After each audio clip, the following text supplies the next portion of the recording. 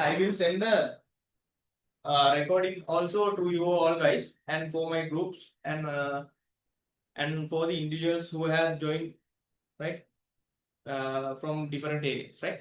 So okay, so let's take the first question, right? So it is something like this. So I hope you guys have the question paper, and now I am going to discuss the question paper.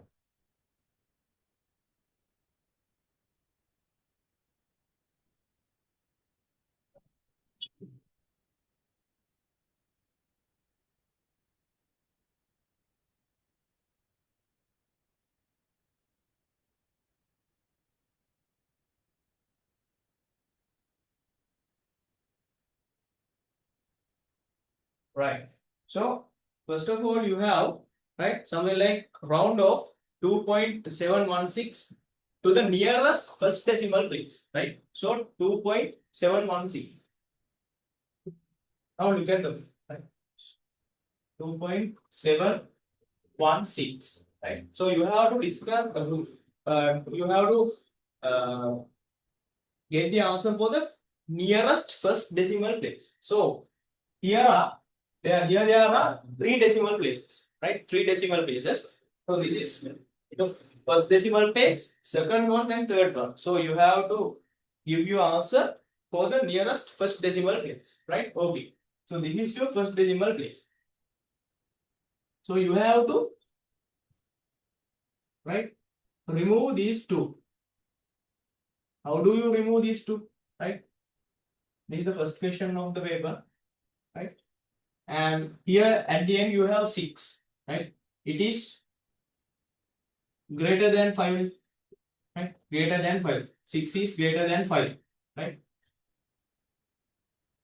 Then, so you can round up this one.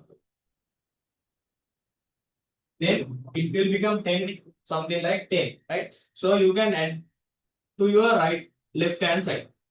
So here you have 1, right? 1 becomes, right? You can add 1 to your left hand side. So that this 1 becomes 2, right? 2. So what is our round up one? 2.72. So you have to remove this decimal place as well, right? Remove this decimal place as well. So this is less than 5 here. This is less than 5. So you have to round down this to 0, right? So this is to 1. This is to 0, right?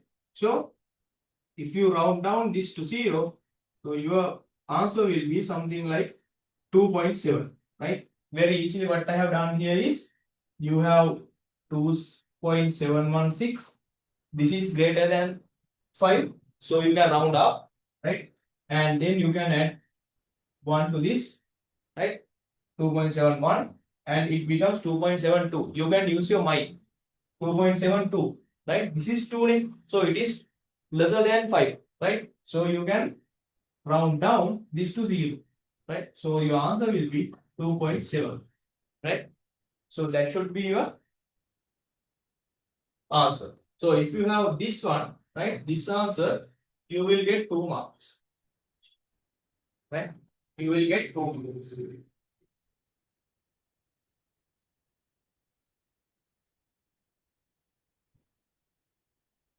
Okay. Second one,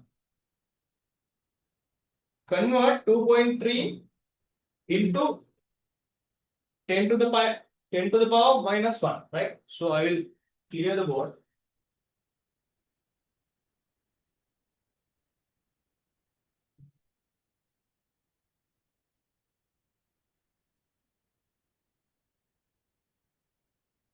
2.3 multiplied by 10 to the power minus 1. So you have to convert this into the general form. This is in something like, right, scientific notation, right? This is called scientific notation, right? When we have to use scientific notation, right? Scientific notation. What are the important things that you need to remember? Scientific notation, right? So you should have a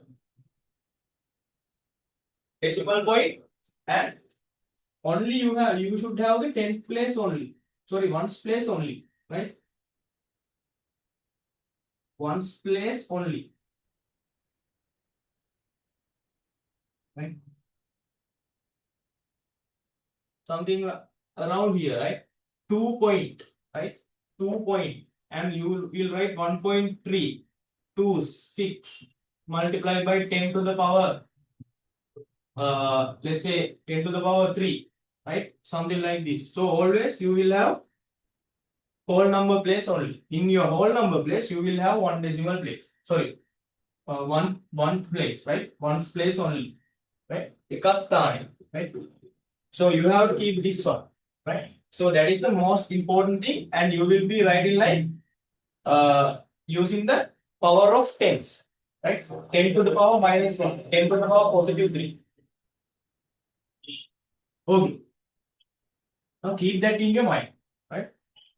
So this is the second question. 2.3 into 10 to the power minus 1. This is something like, and also laws of indices. Can you remember? Laws of indices. Laws of indices. Right? When you are using laws of indices, right, you can write. So let's say A is our base and the power of A is M, right? We can write this something like this, right? So we can write this 1 upon, right? 1 upon A to the power minus A, right? A to the power positive M equals 1 upon A to the power negative M. And we can do the vice versa thing also, right? If we have something like this, A to the power minus M, we can write it down like 1 upon A to the power positive M. So minus can be converted into positive by getting the reciprocal, right? A to the power minus M, right? This is the minus power, right? Negative power. You can convert it into positive power by taking the reciprocal. Here you have positive power.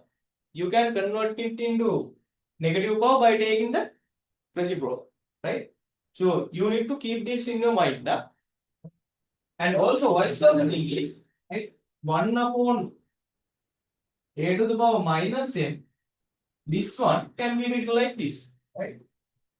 This is a minus power, right? Minus power can be converted into a positive power by using like this. So you have to take the reciprocal of this. Take the reciprocal and change the sign. You can change the sign. And this one also same. 1 upon A to the power n.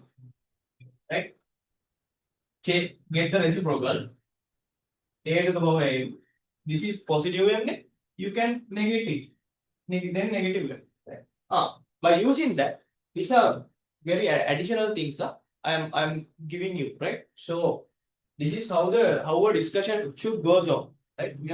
Discussion right? So that you can remind all the things around the theory parts, right? All the things around the lessons, right?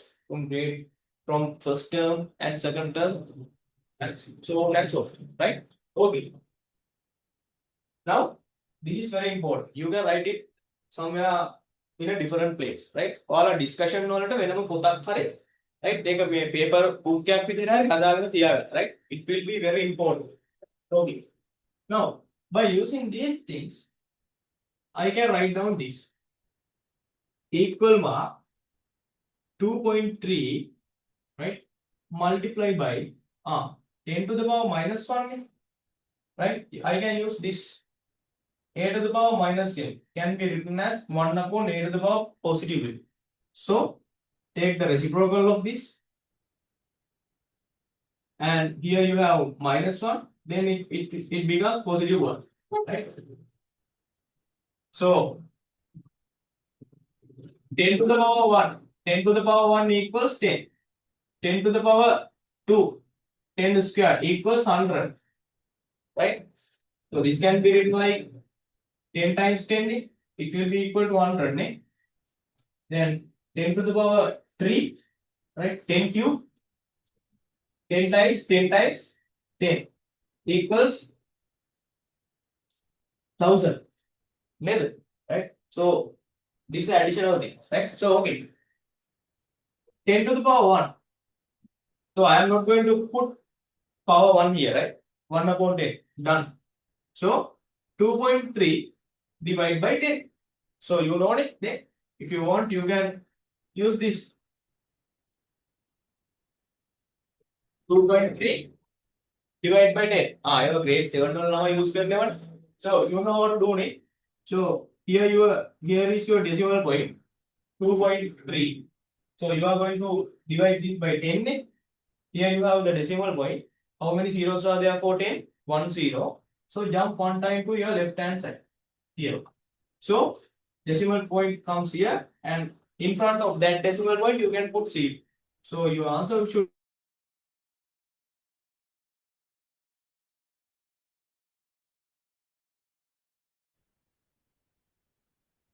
So here this is 2.3 multiplied by 1 upon 10, right? And you can use the dom division if you want. 2.3 divided by 10, right?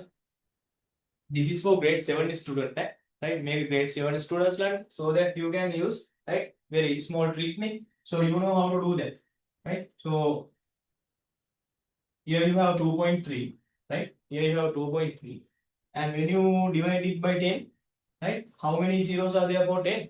1 0. So you can jump one time to your left. Then decimal point comes to the left side. So you can put 0. Then your answer will be 0.23, right? And if you have the answer 0.23, you can take 2 marks, right? Okay. So let's move to the next one.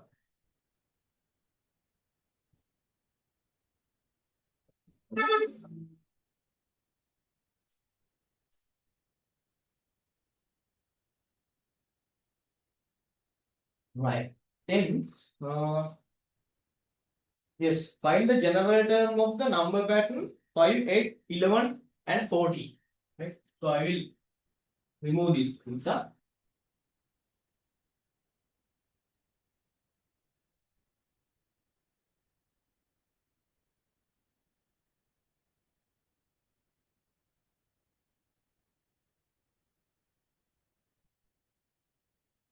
Right. So, third one, find the general term. So you have to find the general term of 5, 8, 11, 40. Right. 5, 8, 11, 40, comma, blah, blah, blah. Right. Right. Okay. So, first of all, in the number patterns, when you are finding the general term in these kind of things, you need to find a pattern, right? And first of all, you need to find the common difference, right? So, most important thing is common difference. Common difference. So, you know how to find the common difference, right? And except the first term, so this is your first term. First term. This is second term. This is third term. This is fourth term, and blah blah blah. Right? Then, right? You can avoid using the first term. right? When you are finding the common difference, right? First, first, firstly, you need to take any number other than that of first term in order to find the common difference, because you are going to subtract from it the previous term, right? So I will explain it. I will choose 8 or 11 or 40 as the first term here, right? So I will choose 8, right? And when you are finding the common difference, you have to get the subtraction from the previous term. 8 minus 5, right? If you choose 5 here, right, as the first place, right?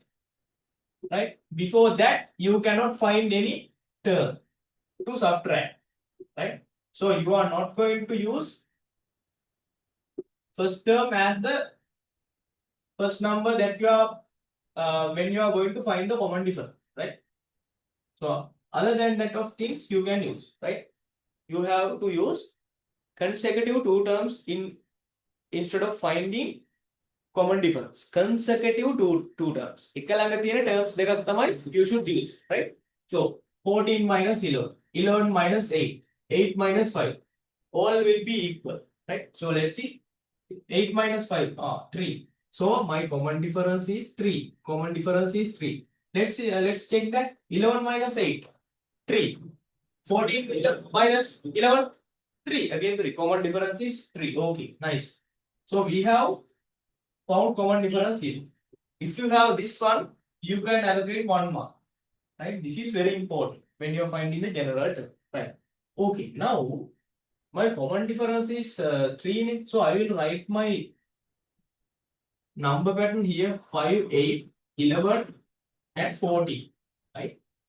Now let's see how to create the general term by using the common difference that we have found.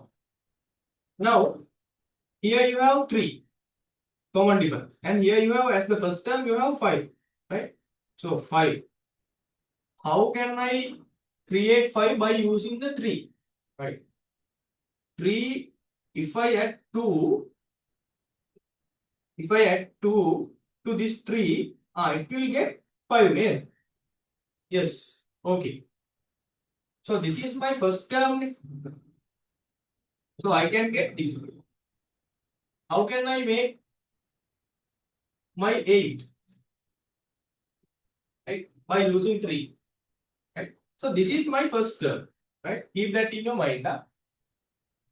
And if I am going to make 8, right? How do I do that? I can add 3 plus 5. Right? So that is not a pattern, right? So I can add 3 plus 8. Then I can find 11. Right? I can make 11. Right? So here I need to find a pattern. Right? So when you are going to find a pattern, right? What should you do is, right? Here you have number 5 at the first. So how do you find a pattern in order to get number 5? Right? Common difference is 3, and you are making first term. Right? So I am doing like something like this. 3 is going to be multiplied by 1 because this is first term. Right? This is first term, and I will add 2. 3 times 1, 3 plus 2, 5. Okay. Now 8. So this is my second term. Right? This is my second term. Common difference is 3. 3 times 2. Right? 3 times 2, 6. And I am going to add 2 there. 3 times 2, 6 plus 2, 8. Now there is a pattern name. So how am I going to find 11? Right? So let's create 11. So 11 is my third term. Right? 11 is my third term. What is my common difference? 3. 3 times 3. 3 times 3 plus 2. 3 times 3 plus 2. 3 times 3, 9. 9 plus 2, 11. Right? So you know how to do this. Right? So this can be written as, while you write it here, 3 times, what is the term? 1, 2, 3, 4. Fourth term plus 2. Done. Right? And this is the pattern. Now 3 is a constant, 2 is a constant. Right? And the only thing that we are changing is the uh, term number. Right? Term again, number. Right? What? Third term, second term, first term, fourth term. Right? Number of the term we are changing. So when you are finding blah blah blah blah comma n term, right? So this is n term, right? So how do you do? Right? Instead of this 4, 3, 2, 1, because this is first term, second term, third term, fourth term. When you are finding n term, you can use 3 times n plus 2. Right? 3 times n plus 2. So that is your general term. මේ මේක මෙච්චර වෙලා යන්නේ හරි. මම මේ explain කරන ඉඳ තමයි මෙච්චර වෙලා ගියේ. Right? Or else you can find it easy. Right? Right. Okay. This is 3 times n plus 2. So you can write this down as the general term. How do you write the general term? General term is written down as t term n equals 3n plus 2. Right? 3n plus 2. So this is how we are going to write down the final answer. General term. 3 times n. Right? This multiplication has been removed when it comes to here. 3 dot 10. Right? Dot means again multiply. 3 dot 10. So this should be your final answer. 3n plus 2.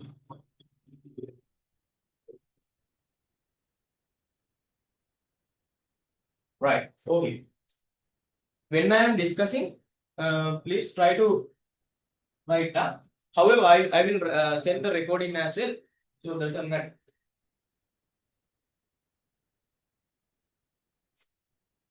Right. Fourth one.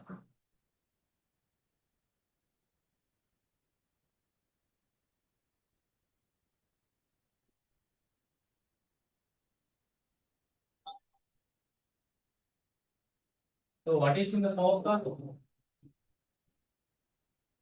Fourth one, it says simplify 2 upon 3 and divide by, there is a bracket, right? So let's see. 2 upon 3, you have to divide it by within bracket 1 upon 2 times 4 upon 5. Right? So this one, I think you are familiar with BODMAS, right? I think you know this BODMAS. BODMAS. What is this? First of all, B, brackets of division, multiplication, addition and subtract. So first of all, you need to simplify what are inside the brackets. B means bracket. So here you have a bracket. Before this division mark, right? It comes later. You have to focus on what are inside the bracket. So you have to simplify that first. Right? Okay. Equal mark 2 upon 3 division, right? Inside bracket. I am going to simplify this, right? So I will rewrite it so you can understand. 4 upon 5, right? So 2 times 1, 2 times 2, right? So inside brackets, I have 2 upon 3 divide by 1 times 2, 2, 1 times 5, 5. Now no need to put bracket because this is a single case thing.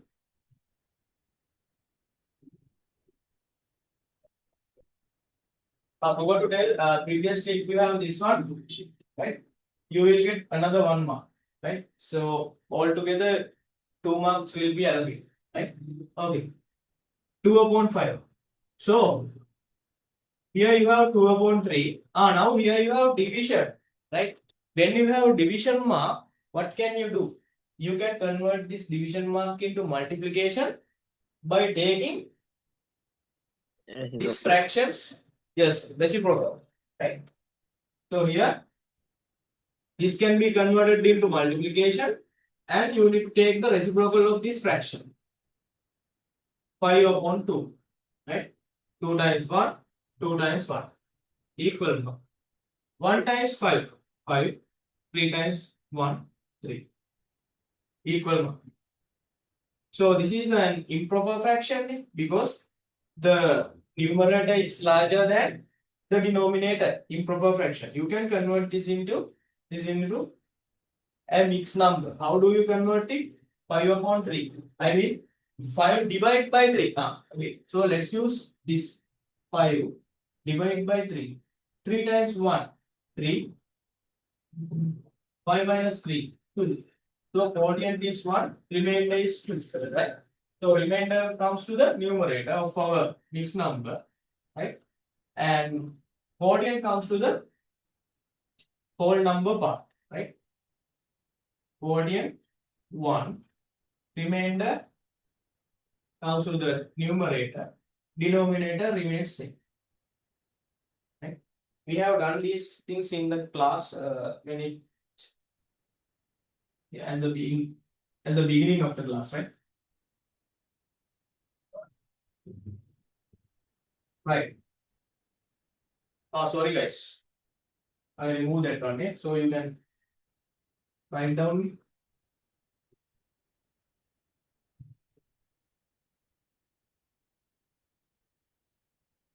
3, 2. So by looking at this, you can write down the mix now. This is how you do the fourth term.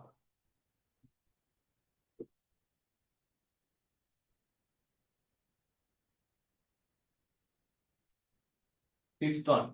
Find the value of R. Find the value of R. Oh, we must see it. Ritik over.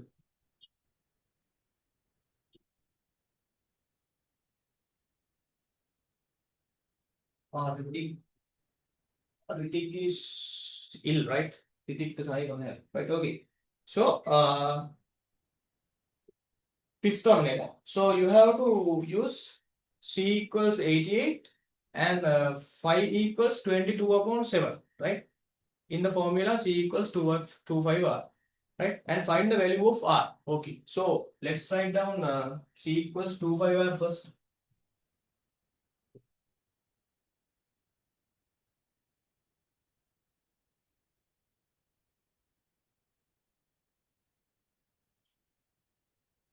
Right. So I am going to substitute, right? It says C equals 88 and 5 equals 22 divided by 7. So you have to find the value of R, right? Okay, I am going to substitute this value where it necessary, right? C 88, right? 88 equals 2 by 22 upon 7. And this is R. So we have to find it, right? So in my right hand side, right? When I am considering my right hand side, R is there. That is what we need to find, right? R. So I am just changing the sides. So think this as a balance, right? Taradia or Patideka Margard, nothing happens, right? So think this as a balance, right? I am changing the sides. Very few, right? R times 22 upon 7, right? R times 22 upon 7 times 2, right? Equals 88. So same thing, right? And you know how to do the cross multiplication, right? When you are using the cross multiplication, right? Let's say like something like this. At once you can isolate R. Yeah. So B comes to the numerator of the right hand side, D comes to the numerator of the left hand side, right? So final answer will be AD equals CB, right? Multiply, multiply, something like this, right? Now the trick is, right? Here you have 7 in the denominator of your left hand side. So I am going to write the answer for the R at once, right? So in my right hand side already I have 88. Okay. So I am taking these values to my right hand side, 7 and 22 and 2, right? 7 in the denominator, when it goes to the right hand side, it comes to the numerator. 22 and 2 is in the numerator in my left hand side, and I am going to take them into the right hand side. These things goes to the denominator, 22 times 2, right? Okay, now I am going to divide. 2 times 1, 2 times 4, 4, right? 22 times 1, 22 times 2. So R will be 2 times 7, 40. If you have this, you will have 2 marks, right?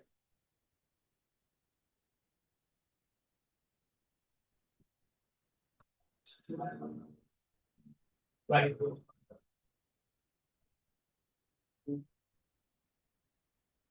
මම මේක ටිකක් ඉක්මනට කරගෙන යනවා පුතේ. හරි. මොකද ගොඩක් තියෙනවා සාකච්ඡා කරන්න. right? Right. Okay. Then 2a to the power minus 4, right? Sixth one, right? Sixth one, 2a to the power minus 4 times 3a to the power plus 4, right? So again you have to use laws of indices, right? So what are the laws of indices that we can use here? So this is my base, a to the power m multiplied by a to the power n. Same base, right? Different powers, and you have to multiply. Then we can write this down like this, right? Same base a. If you are multiplying, you can add the powers m plus n, right? Okay. If you are writing something like this, a to the power m divided by a to the power n. So how do you do this? Same base, right? You are going to divide. Then you can write m minus n, right? M minus n. Right? Keep that in your mind, right? So I am going to use that. And most importantly, right? Giving something to you and taking something back. How many left with you? 0, right? Keep that in mind. So basically, plus a minus a, right? No, I will take something like x minus x. What is the value? 2 minus 2. What is the value? 0. X minus x, 0. 2 minus 2, 0. Right? I am giving you an orange, and I am taking it back from you. How many oranges do you have? 0. So this is giving and taking. Giving, taking. Right? Keep that 10 in your mind also. If you want, you can write that. Right? Right? So that you can remember it. One by one. Right? Okay. This can be written as, right, like this. First of all, numbers. 2 times 3. 2 times 3, then algebraic terms, right? Times a minus 4 multiplied by a4, a to the power 4. 2 times 3, 6, right? And this is something like this thing, a to the power m, a to the power n, right? So I can write base is same, a minus 4 plus 4. Minus 4 plus 4. 2 minus 2, right? This is something like this. 4 minus 4. Change करो minus 4 plus 4. 0, right?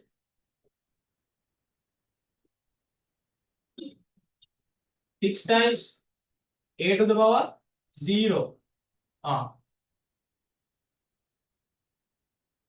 Any term or any number, you are taking the power 0 of any term or any number. What would be the answer? A to the power 0. 2 to the power 0. Let's take something like 1000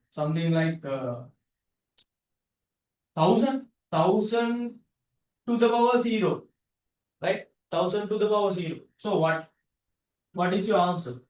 What can be? A to the power 0, 1. 2 to the power 0, 1. 1000 to the power 0, 1. The answer will be 1, right? So basically, a to the power 0. Right? So write these things. These are very important, right? 6 times 1. 6 times 1, the answer is 6.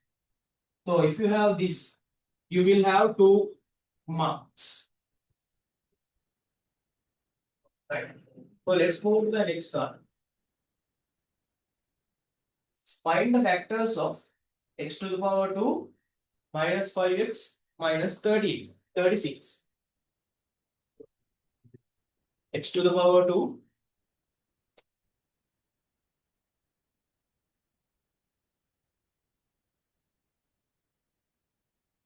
x squared minus 5x minus 36. Right. So you are going to factorize this, right? You are going to factorize this. This is a quadratic equation. So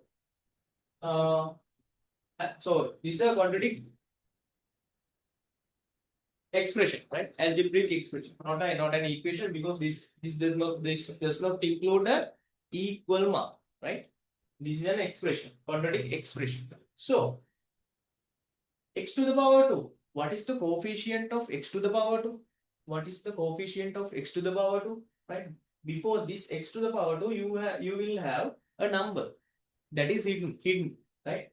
So in front of this x to the power 2, you have number 1, right? So keep that in your mind. No need to write all this, right? Keep that in your mind. X to the power 2. This is my algebraic term, x to the power 2, x squared. And in front of that, I have number 1, right? When you are going to factorize quadratic equations, right, you have to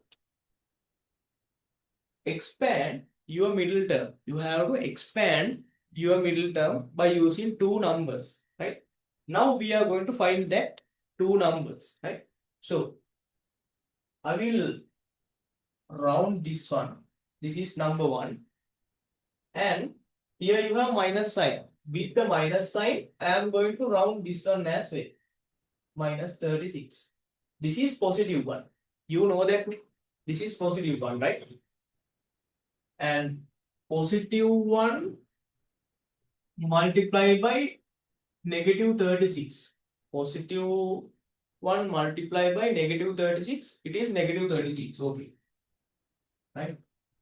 Negative 36. Right? And here you have minus 5 in the middle term.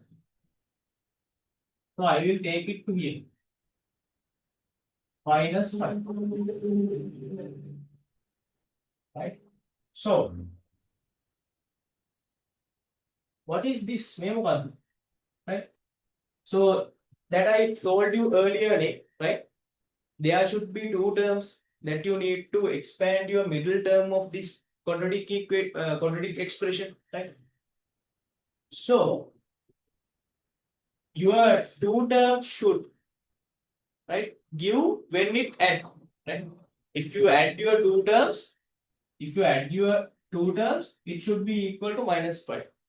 If you multiply your two terms, two numbers, if you multiply your two numbers, it should give you -36. So that is the logic behind that, right? So let's find the two numbers, right?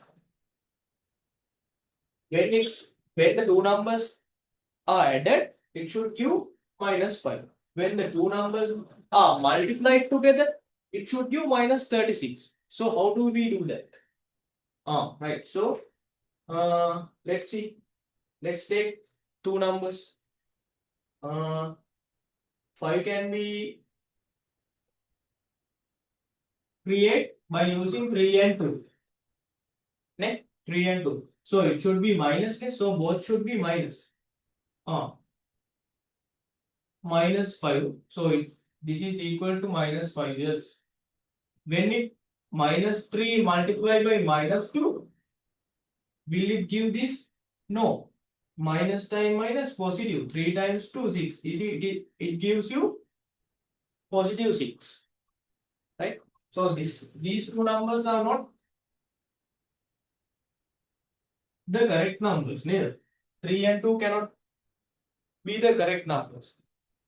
So additional to that, 5 can be formed by adding 4 and 1. 1 and 4. Right? 1 times 4. 36.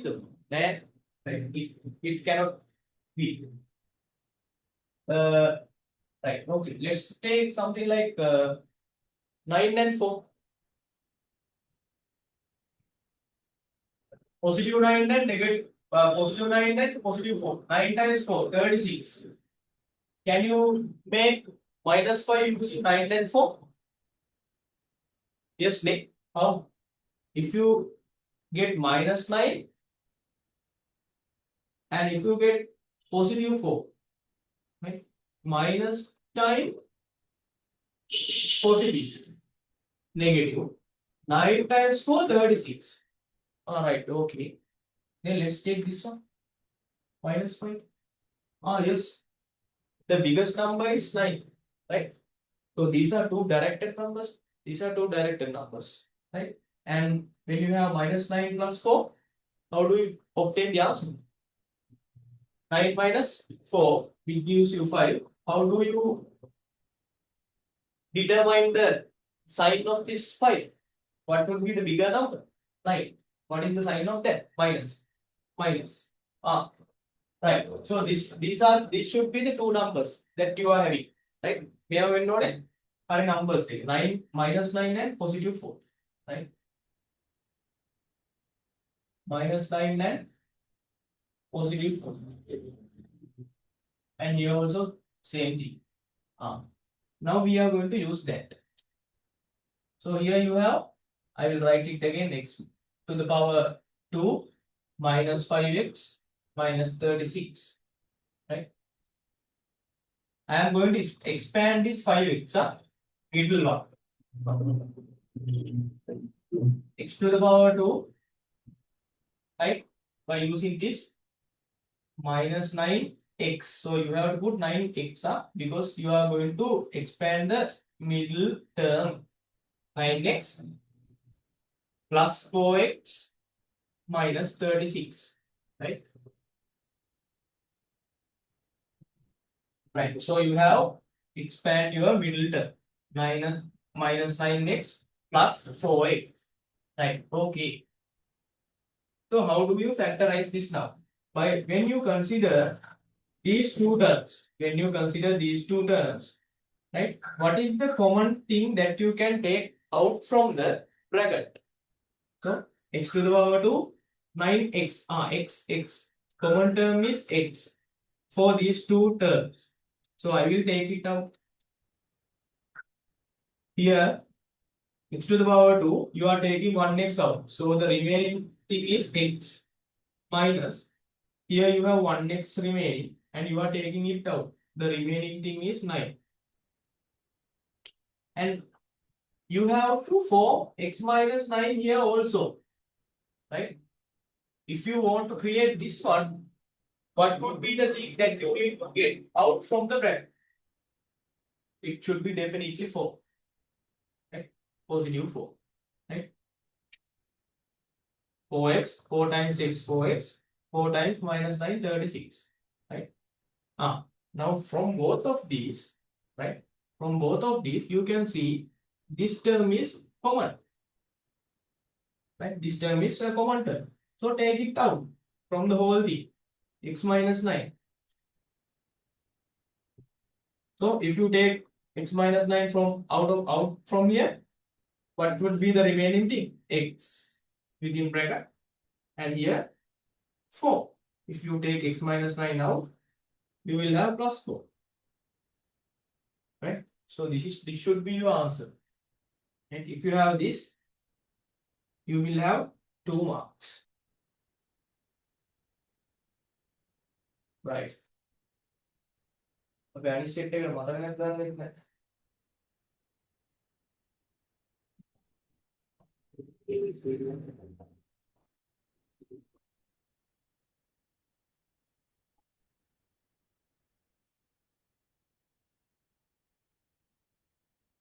I have sent them a message. Right. Okay. So however, the next one is, this is the 7th one now. And 8th one is, it is a right angle triangle. No. Find the value of x in the given figure. Right. So I will draw the figure. It is a triangle and the magnitudes of angles are given, like x, 2x and 3x. Right. So I will draw this. It is something like this.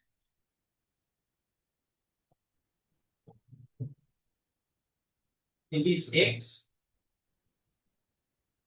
and this is 2x and this is 3x. So you know, right, the interior angles of a triangle, right, when you add the interior angles of a triangle, it will be equal to 180 degrees, right? So I can write down directly, right, x plus 2x plus 3x equals 180 degrees, because this is a triangle, right? In a triangle, right, interior, right, magnitude of interior three angles, right, are equal to 108. If you get the summation of the interior angles, it will be equal to 108. So this is very x plus 2x plus 3x, all together 6x, right? 6x equals 108. So you can divide both sides by 6 in order to get the answer for x. It will give you like 30 degrees. Eh? But if you have this, you will have 2 marks.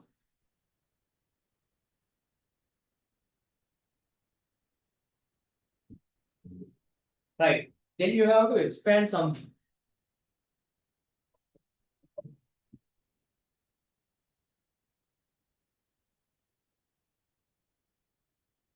Right. Let's expand. X minus 3, 2 minus 6.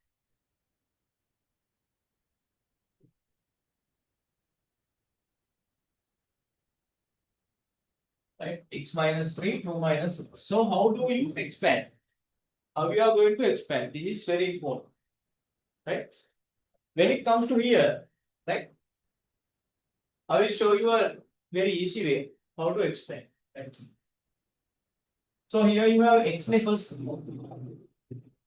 This is your first term. And you are going to multiply respectively this term. This is number 2 and x again, right? Then you have to done with that, right? You have to complete this multiplication, right? Then you have to take minus 3, right? Minus 3 and do the multiplication like this. Right? Then simplify. That is how you are going to expand, right? Equal to. I will take this first. This is 7 first.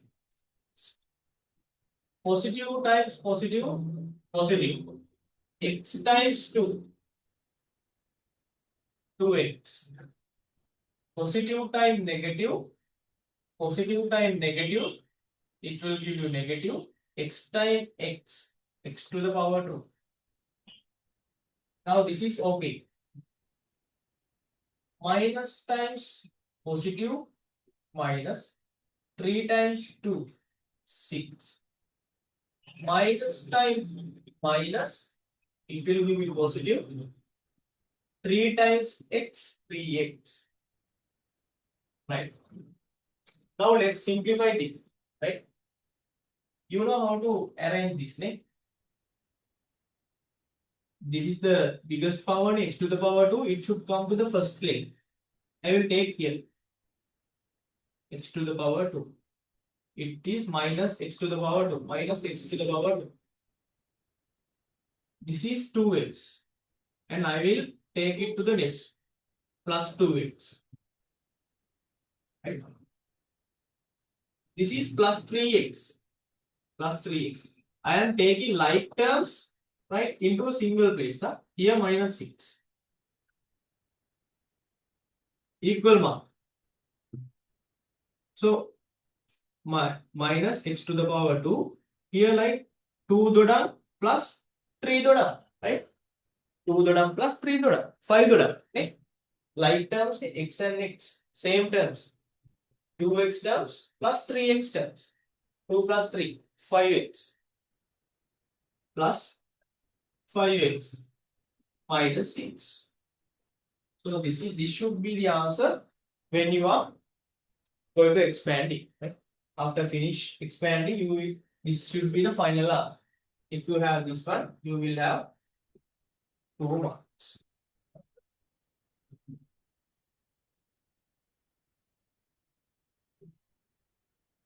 Tenth answer. The cost of production of an article is 1,200 rupees. Okay. So then the price is marked to earn a profit of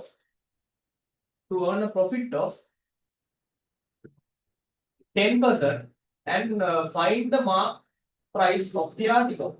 Right? Right. Okay. So let's see. Production price. Production price. So we have to write first production price.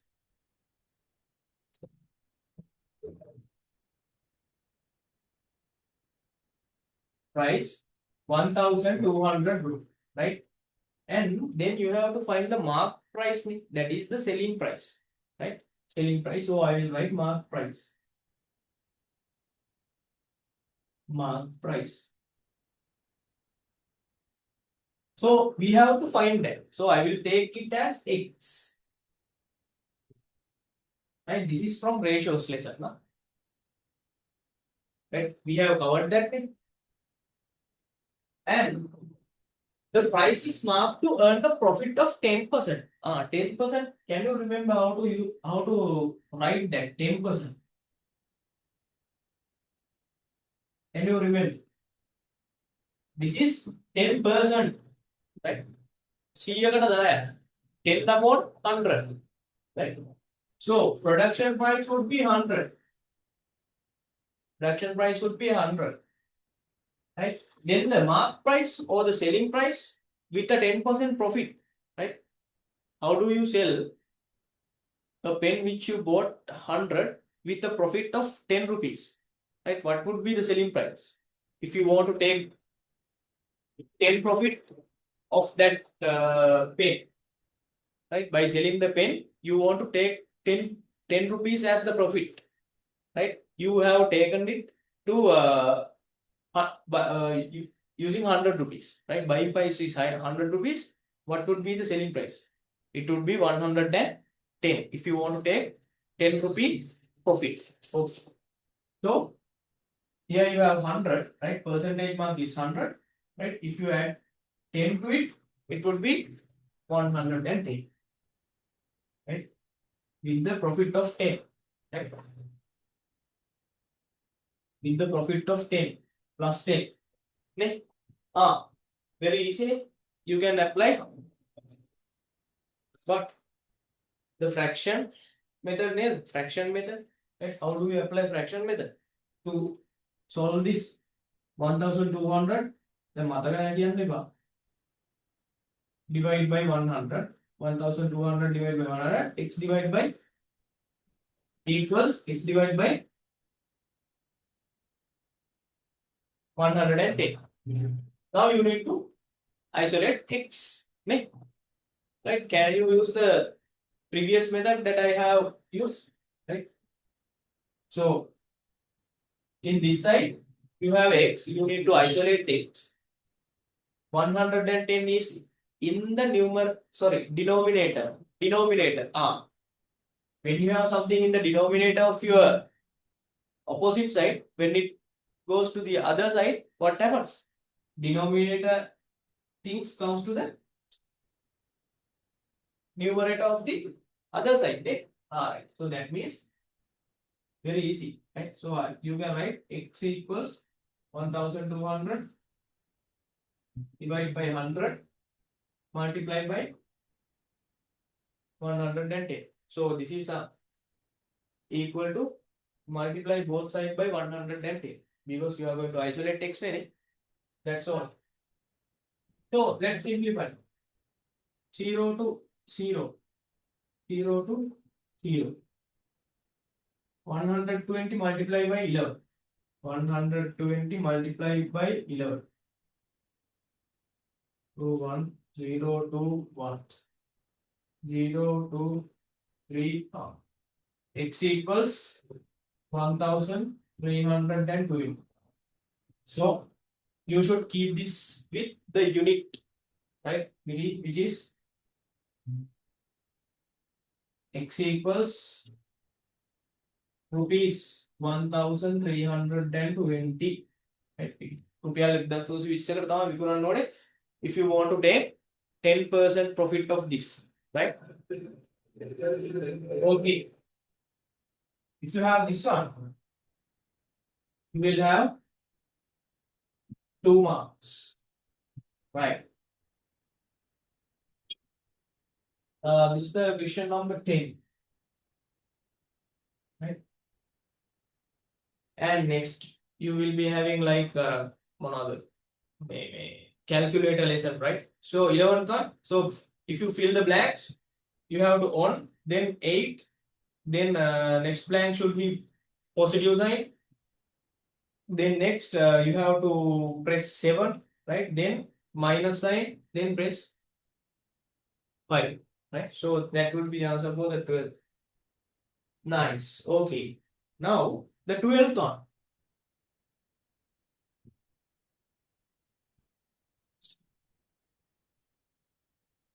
So it is from binary numbers. 12th one is from binary numbers. 111 to 110. So you have to subtract 111 to base is to 110 to subtract. So very easy. 1 minus 0, 1, 1 minus 1, 0, 1 minus 1, 0. So you need to put what would be the base, right? 0, 0, 1. So this should be your answer. If you have this, you have 2 marks, right?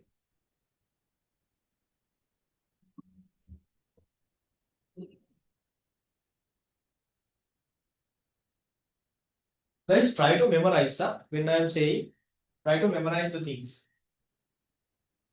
Right, okay. So next one. 13th one, find the value of x using the information given in the figure.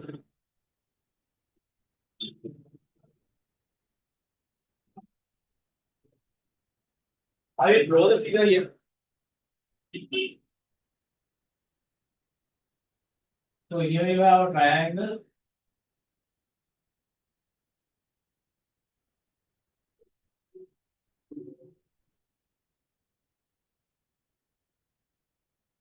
And these are parallel.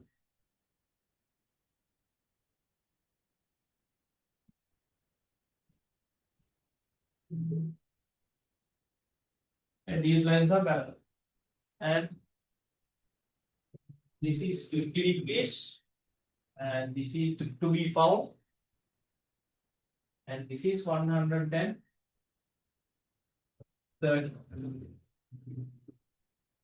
Right, okay. So you have to find x. No. So you have to find x. How do you find x?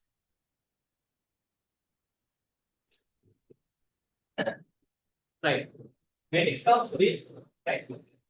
You know, if this line and this line parallel, and if this is a transversal, and this is a transversal, you can find a Z-shaped angles, Z-shaped angle. Then very easily you can say this is 50 degrees. Okay? Because these two lines are parallel and this is alternate angle. Z-shaped angle is called alternate angle. Right? Then you can write there is a theorem. Right? There is a theorem. Right?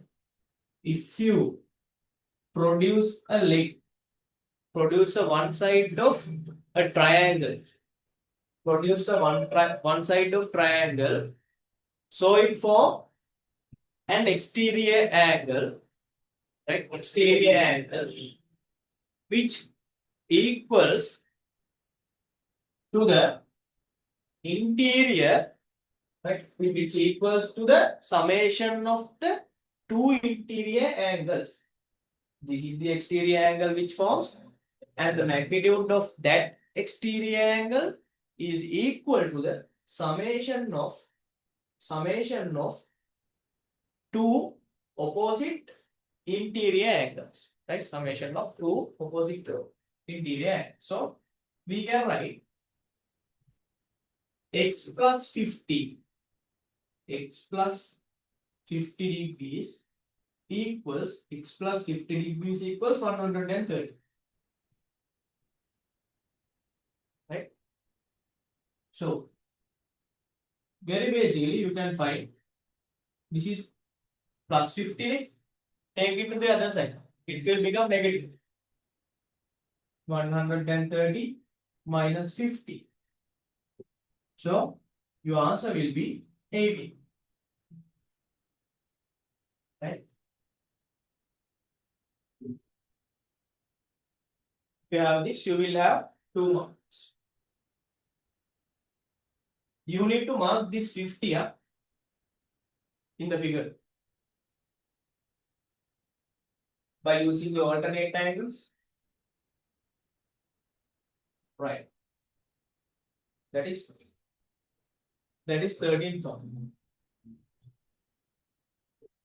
Let's move to the 14th one. Now, very easy. Solve x minus 2 divided by 4.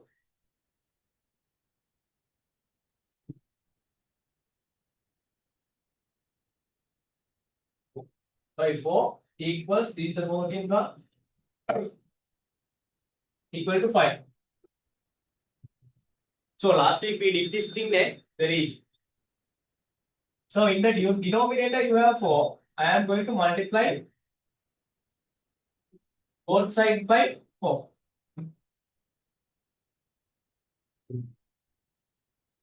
4 to 4, and in my left hand side I have x minus 2, right hand side 20. So this is minus 2.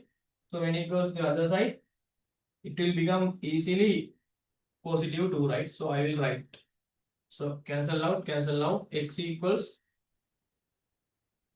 22. If you have this, you will have 2 marks.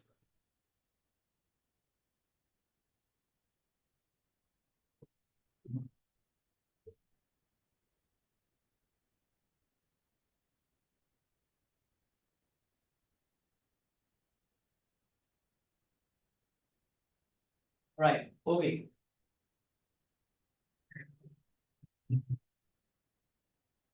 We will clear this one.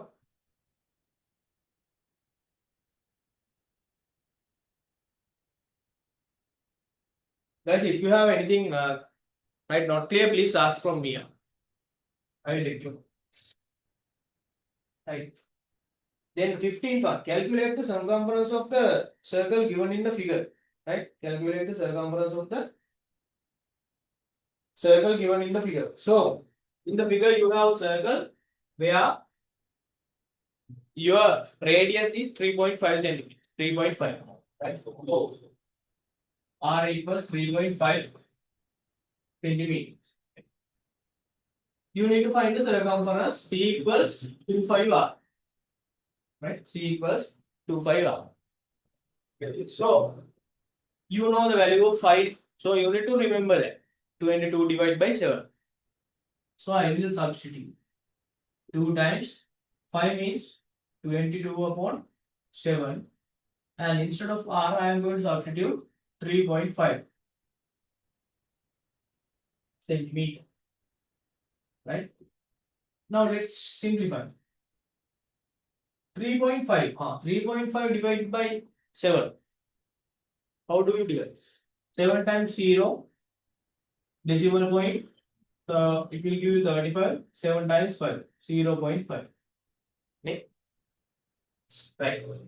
2 times 22, it will give you 44. Right.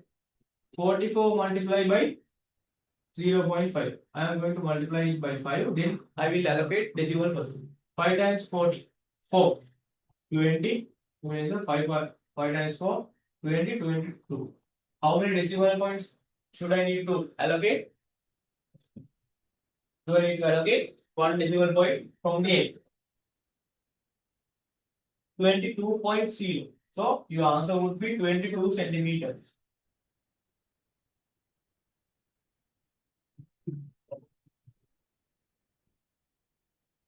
Right.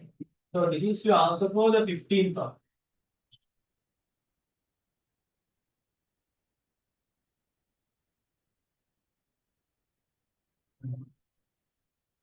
So මේවා මේ basic සුළු කිරීම. Decimal place, right? You have to allocate them at the end, right? These things, right? If you can remember, at grade 8 lessons, like you have grade 8, right? Bindu එහාට පයින්නවා, right? So, okay, let's do. 15th one, then 16. Make T as the subject of the formula V equals U plus AT. V equals U plus AT, right? So you have to isolate T, right? You have to isolate T, right? You have to isolate T. So make the subject T, right? However, your final answer should be something like this, right? T equals blah blah blah. Right. Okay. Now, in these kind of cases, right? T should be in your left hand side. T equals something. Now, already T is in your right hand side. Right? Previously, I explained you there is a balance. Right? This is also think as a balance. I am changing, right, the sides. Right? Make a balance again 30. Make a balance again 30. Taradi. Now make a rotate curve. I am rotating the balance. Right? Nothing happens now. So I will rotate this. Take this side to my left hand side. Take this side to my right hand side. So I can write U plus AT equals V. Then catalog there. U plus AT equals V. Right? Same thing I have written down by changing the signs. Right now I can isolate t, and if I want to find the value of t, this u should be removed. This u is positive already. Right? This u is positive. So I need to subtract u from both sides. U plus at minus u equals v minus u. This is cancel out, cancel out. So here I have at equals v minus u. So I need to find the value of t. Oh, I need to isolate t. Right? Divide both sides by a. Cancel out, cancel out. T equals v minus u divided by a. So this is it. This is how we are going to do that. Right? That is the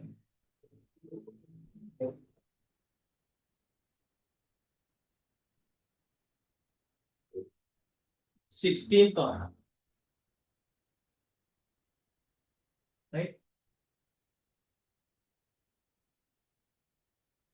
If you have this answer, you will have 2 marks.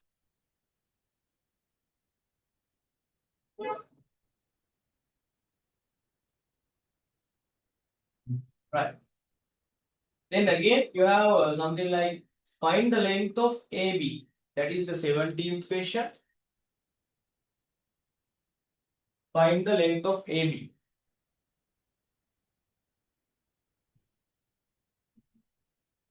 Sorry, it should be AC, yeah, not AB.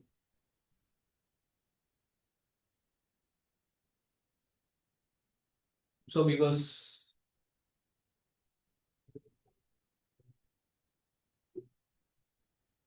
this is what I have gave you.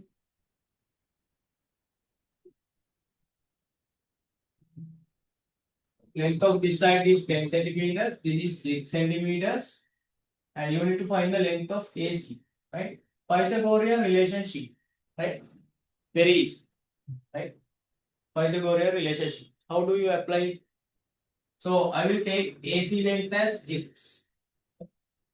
So this is my hypotenuse. BC is the hypotenuse of this right angle triangle. Right? Only right angle triangle we can apply Pythagorean relation.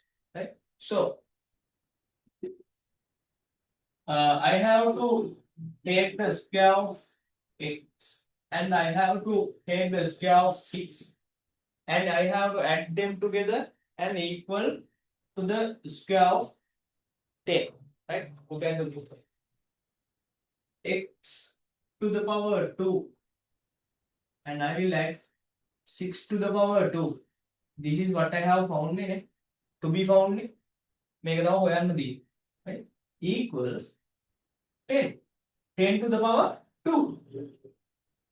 Each and every length I have to take the square.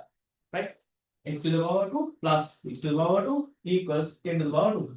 10 to the power 2. So this should equal to, right? Equal to the square of hypotenuse. This is the hypotenuse. BC is the hypotenuse of this right angle triangle. Right? Now, let's find the value of x. X squared plus 6 to the power 2 means 6 times 6, 36. 10 to the power 2 means 10 times 10, which is 100. This is an equation. You know how to take this 36 to the other side. X to the power 2 plus 36 minus 36. And you have to subtract this from both sides. Cancel out, cancel out. X to the power 2 equals 6 minus 36. It will give you 64. Right? 64. Right? X.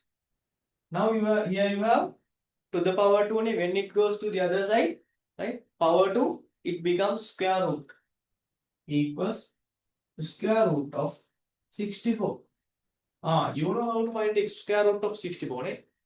How do we obtain 64? 8 times 8. 8 times 8. 8 to the power 2. Right? Then the square root of 64 is 8. X equals 8. So this should be, the answer is cm, it should be centimeter. Right? If you have this one, you will have 2 marks.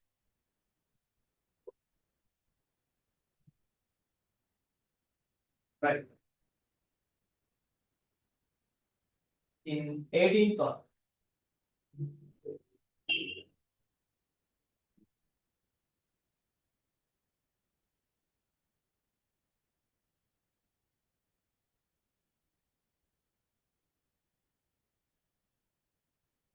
18th one. Find the value of x and y in the given figure. Right?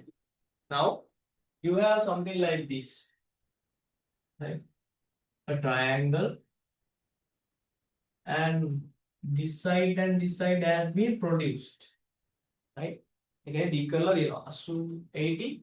This angle is 80, and this is x, and this is y, and this angle is 40 degrees. Right? And you have to find the value of y and x. Right? You have to find the magnitude of y and x. How do you find? You can find y directly because 40 y equals 40. How? Vertically opposite angles. Right? You can write down that easily. Y equals 40. Vertically opposite angles. Right?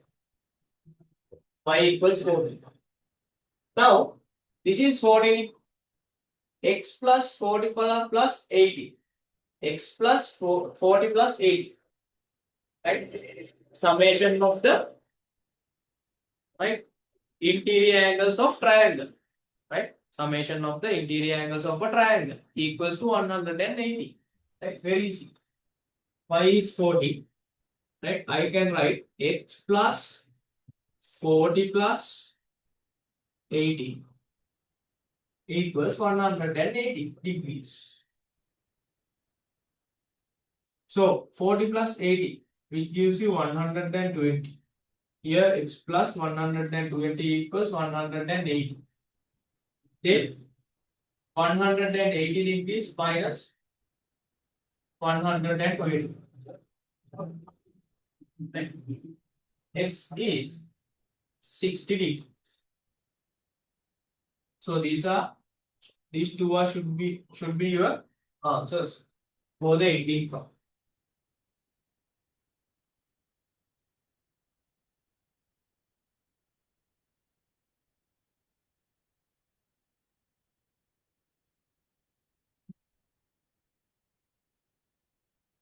Right. 19th one. You have to find the gradient and the intercept. 19th one. You have to find the gradient. So what is called gradient?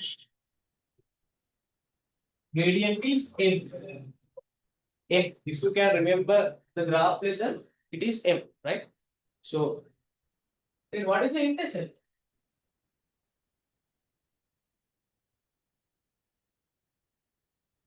Intercept denotes like C. It is where the graph line cross the y-axis of the chart, right? Y-axis of the chart. So basically, right, here you have something like 2y equals 6x plus 4. 2y equals 6x plus 4. Now this is called a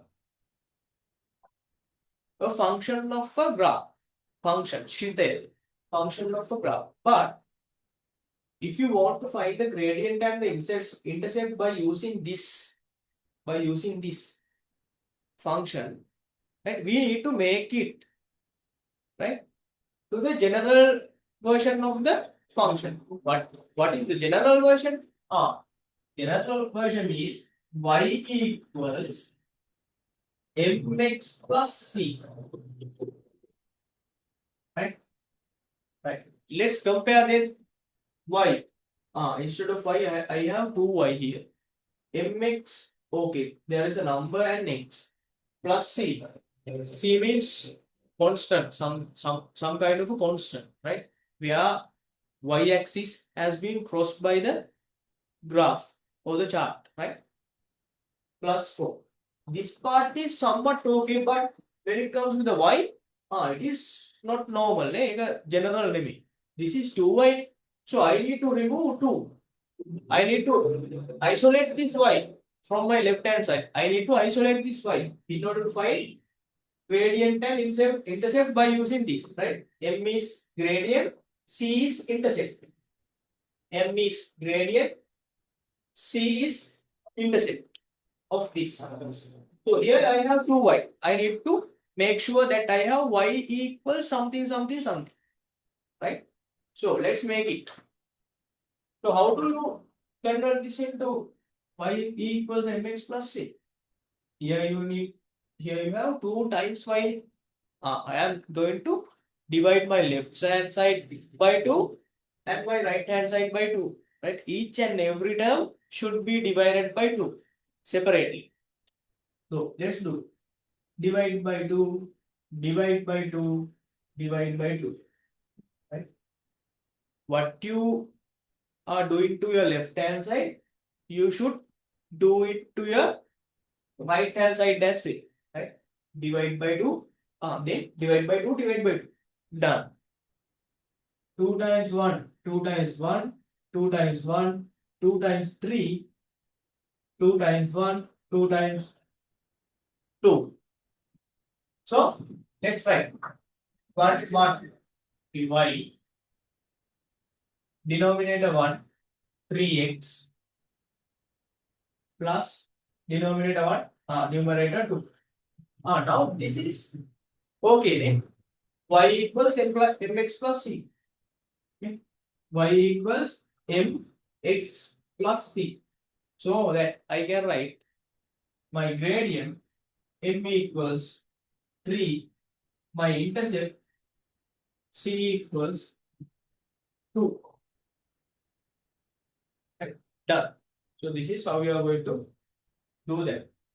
Just divide this by 2 and write down m equals 3, c equals 2. That's all. Only this one and this one is needed. Right,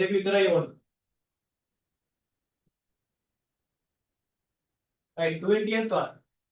What volume of water in liters is required to fill a vessel if the capacity of the vessel is 1.5 cubic meters, right?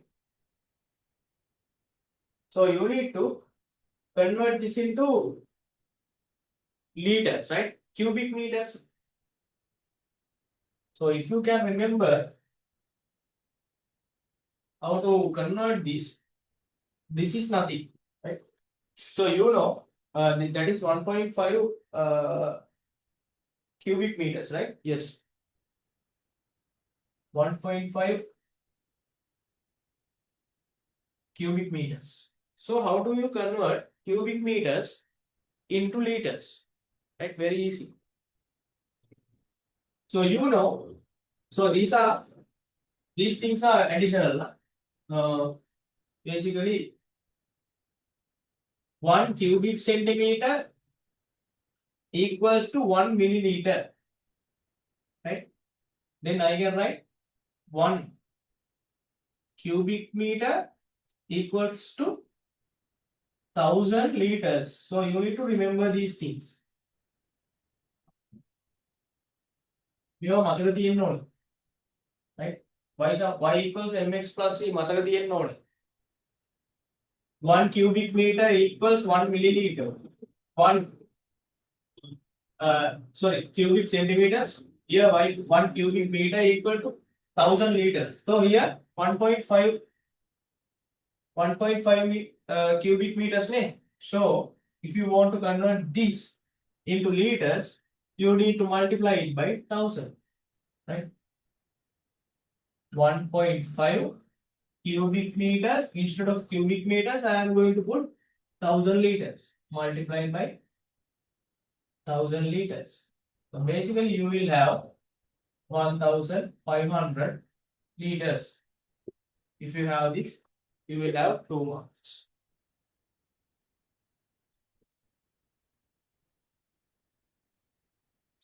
Right.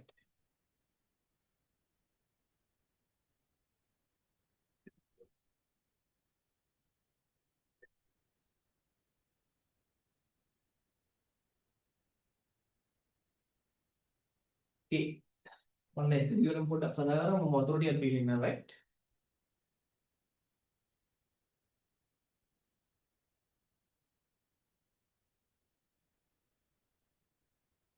Okay.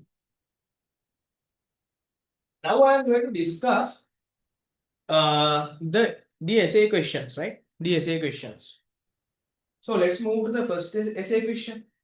It says, answer the following questions using the knowledge of activity done in the classroom. So in your classrooms, it has been done, right? So basically, answer the following questions, right? So you will have two uh, different pictures, right? Something like, I'll clear the board.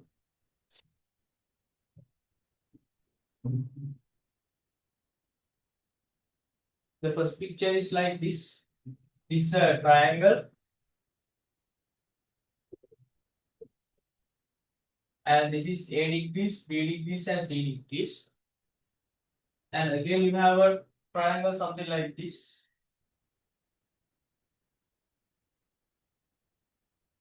Right? And this is X, this is Y, and this is Z. Right? So basically, they are asking in the first question, right?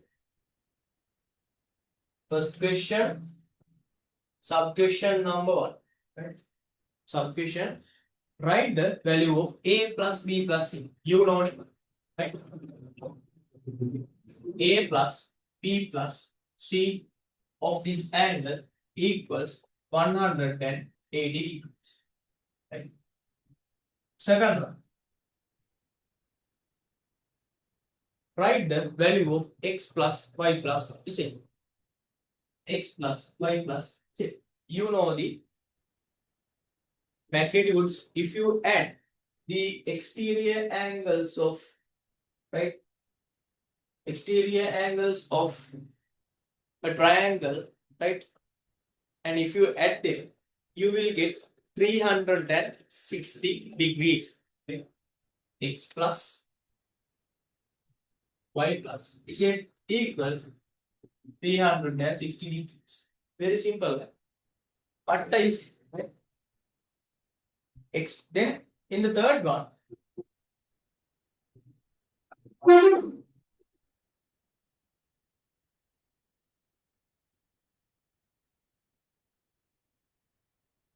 so they are asking some kind of a ratio, A plus B plus C to X plus Y plus Z, right?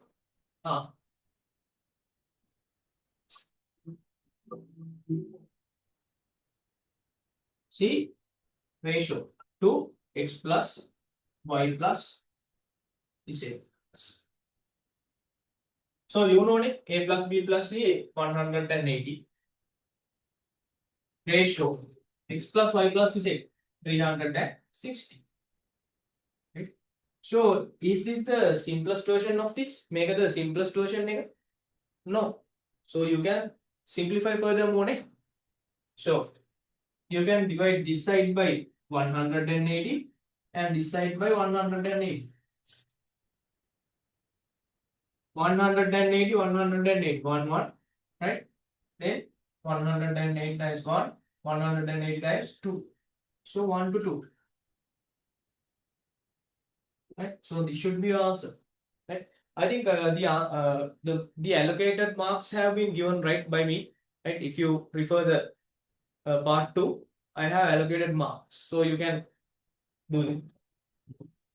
Right? In the fourth one, they ask you find the values of x in the given figures. Right? There is again a right angle triangle. So I will draw that.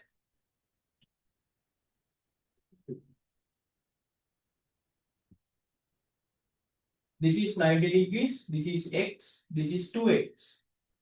Right? Again, you know it. Right? Interior angles, summation of interior angles of a triangle equals 180 degrees. You can use that here.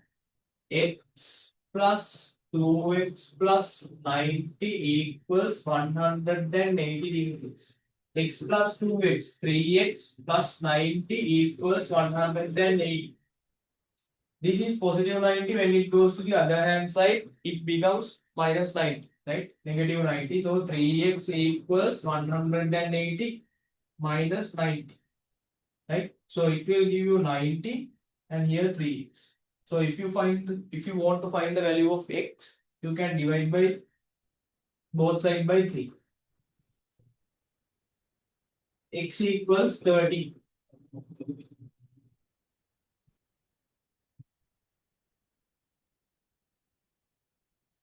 Right. So this is for the first figure.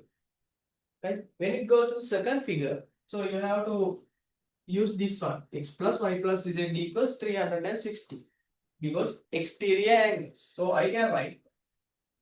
So it is something like this.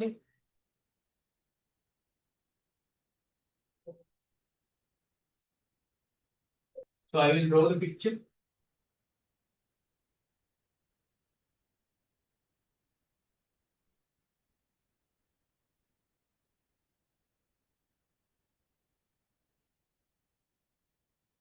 This is 120. This is 160. And this is x. So you have to find this. So you can write x plus 160 plus 120 equals 360. So x plus this will give you 280 equals 360. X equals 360 minus 280. X equals 80 degrees. Right? So this should be yours. Right? Okay, B thought. B part. Part B.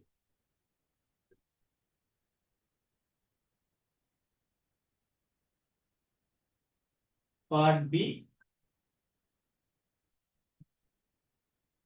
Question number 1.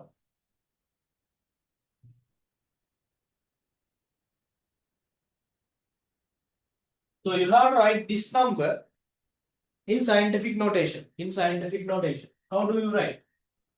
How do you write? Right. As I told you earlier, you need to have only one number before the decimal place, right? Only one's place. One's place you need to remain. Alright. So, but at the end, you have something like 1, 2, 3, 4, 5, 6, 6 numbers, right? Instead of this 2, because this should be written down as 2 point something, 2 point blah blah blah. Okay? So you need to write something like this. This is because in the one's place, you need to remain something like this, 2 point, right? Decimal point, right? So when you are writing by using the scientific notation, originally your decimal point is at the end. Okay. So, right, let's try to count how many places you should come in order to meet this decimal place. Sorry, decimal point. Right. So let's count. 1, 2, 3, 4, 5, 6. You have jumped 6 places to your left. Right? You have jumped 6 places to your left. Right? 6 places. Huh? So I can write 2.019.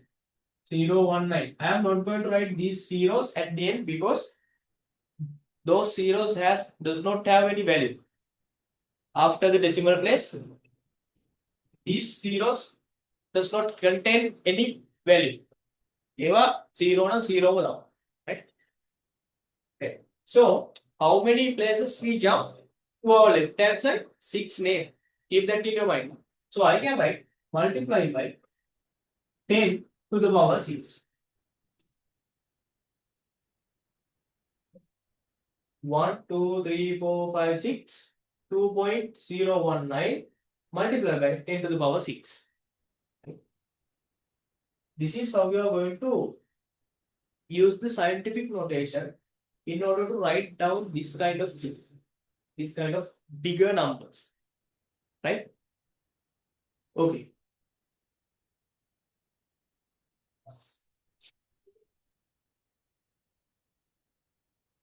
Second one. 0.0002019. Again, you have to write down it in scientific notation. Right? Again, you have to write down it in scientific notation.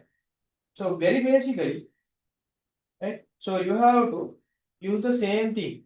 Right? So, you have to use the same thing for them. Right? Like I did before. Right? So forget the zeros here. Now you have 2019, ne? 2019. So it should be written as 2.019, right? Forget the zeros. 2 2 decimal point 019, right? 2.019. This should be written. Right? This should be written. There. Now you are not going to jump to your left hand side, but you are going to jump to your right hand side. This zero. This decimal point. Decimal point is here now. Right? Let's count 1, 2, 3, 4. You have jumped 4 times to your right hand side. 10 to the power 4. Now is this correct? 10 to the power 4? No, right? Because we'll jump to our left hand side. It is 10 to the power positive 6. So now we jump to our right hand side 4 times. Right hand side, it should not be positive. It should be negative because if we divide, right? If we divide 2.6019 by 10,000, then we can obtain this number, right? Because if you are dividing a number by a power of 10, right? You are going to jump the decimal point to your left. If you are multiplying by a power of 10, you are going to jump to your left, right? So this is dividing, right? If you are dividing, so you have to put negative sign here, right? So if you are jumping to your right hand side, when in the right scientific notation, if you are jumping your decimal point to your right hand side, you should put 10 to the power negative power, 10 to the power negative power. If you are jumping to your left hand side, right, in the scientific notation, you need to put 10 to the power positive power. Right? Keep that in your mind. Okay. Right. Third term. You have to round up to the nearest round up to the nearest 100. 20,178. Right. So nearest 100. If you are rounding off for a nearest 100, right? If you are rounding off for the nearest 100, right? You need to focus on the final two digits. Whether these two digits are more than 50 or less than 50 or more than 50. Right? Less than 50 or more than 50, more than 50 or less than 50. So you need to keep eye on the last two digits. Right? So here, what are the last two digits? 78. 78 is I can write something like this. More than 15. So this is very closer to 100. Right? Not 0. This is very closer to 78 is very closer to 100. Next 100. Right? So that you can round off to 200. Right? Okay. Let's find a way. 78 is more than 50. So you can add 1 to here. Add 1 to here. So it will give you 20,000. 20,200. Right? So that should be your final answer.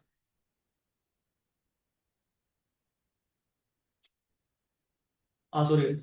I didn't write. So here you have 78 and this is more than 50. So it is closer to 100. So you can add 1 to the 100 place.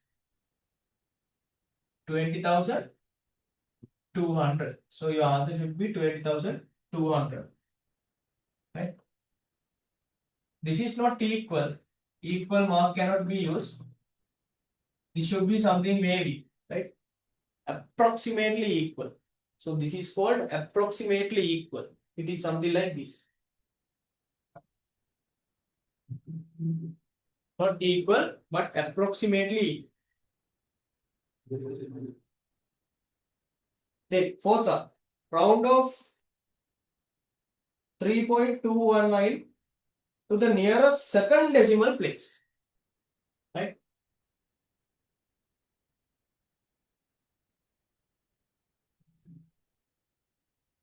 Round off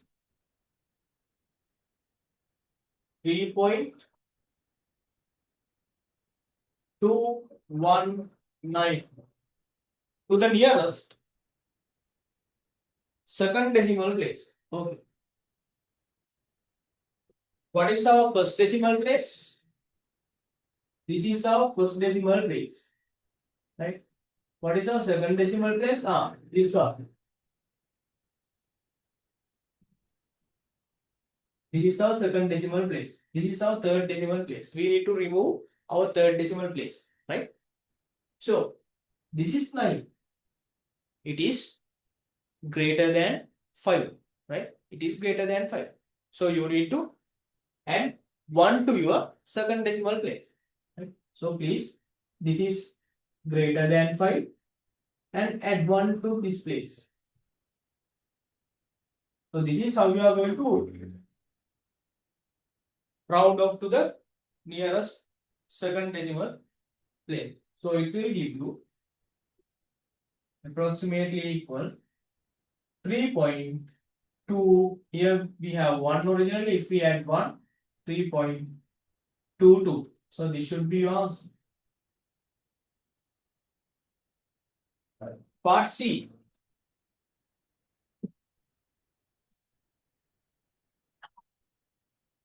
solve. So we have done similar things. So we have done similar things in the equation lesson, right? Part C. 7x plus 5. 7x plus 5 curly brackets 4 minus x plus 1. 4 minus x plus 1 in the parenthesis equal 17. Right. Now, when you look at here you have x and here you have x. Right? In the two different places you have x. Right? So you need to take both x's into one place. Right? Because they are like term. You need to take like terms to a single place and you need to simplify them. For that, you need to simplify the brackets. Okay. Here you have 7x plus 5 times 4. 5 times 4. I am going to simplify. 5 times 4. Here plus positive times negative, negative. 5 times this bracket. 5 times x plus 1 equals 17. So I have simplified this curly bracket. Right? Simplified this curly bracket. Now 7x plus 5 times 4, 20. Now again I have bracket because here you have x term, here you have x term. You need to simplify them and take x into one place. Okay? Single place. Minus time positive. Minus 5 times x, 5x. Minus time positive. Minus 5 times 1, 5 equals 70. Now simplify the like terms. 7x minus 5x and 20 and 5. Right? Now two numbers, two algebraic terms. 7x minus 5x, 2x. 20 minus 5, 50 equals 70. Now you know how to do. 2x plus 15 minus 50. You need to remove positive 15 from both sides. You have to subtract. Cancel out, cancel out. 2x equals 17 minus 50, 2. So divide both sides by 2. X equals 1. So this should be your answer.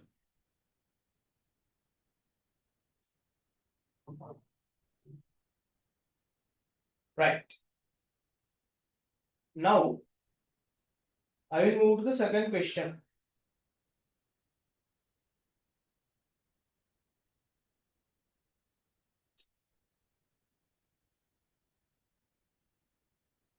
Right. Second one.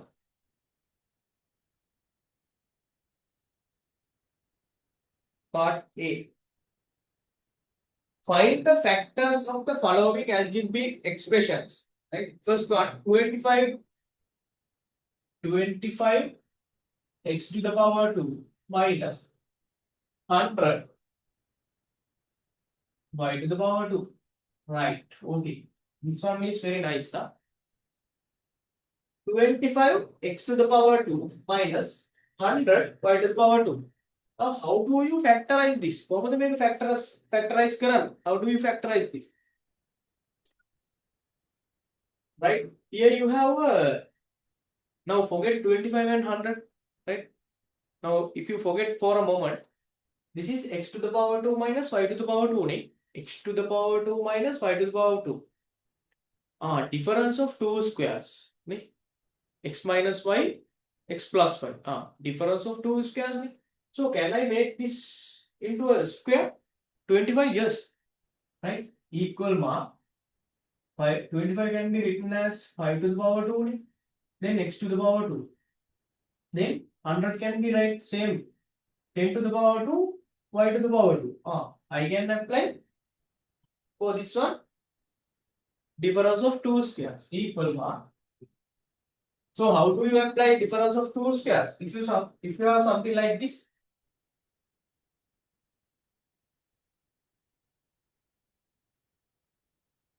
so let's say you have a to the power 2 minus b to the power 2. Here you should have minus, right? Especially a minus b, right?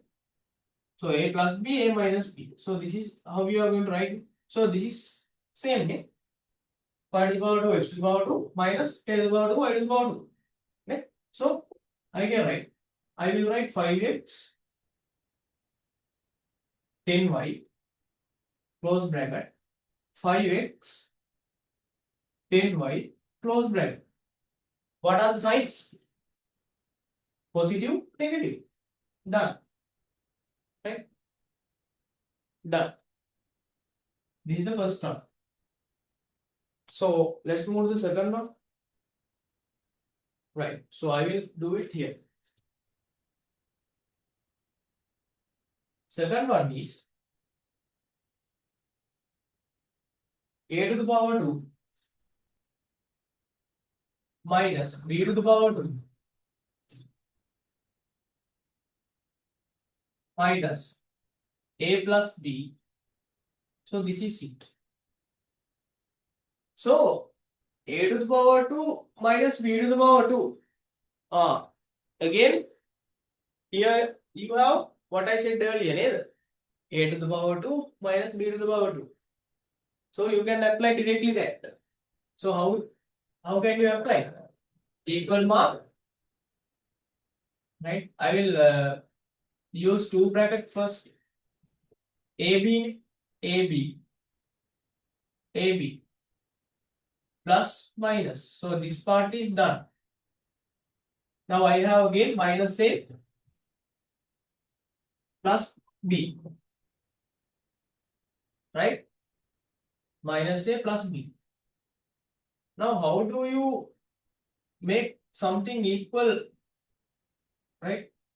So how do you make here A plus B or A minus B? This is minus A plus B, negative A plus positive B. So either you need to make A plus B, both of them are like this, or A minus B, you need to make, right? Here you have minus sign, equal mark, A plus B, A minus B. If you take minus sign out from this, both of these A and B, what could happen? Right? I am taking minus sign from this one and this one, A and B. Minus sign now. Right? Here, I have taken minus sign now. It will make you positive way. Here already positive. You are going to take minus sign now. It converts to negative. It's negative B. Now what? Then reverse it back.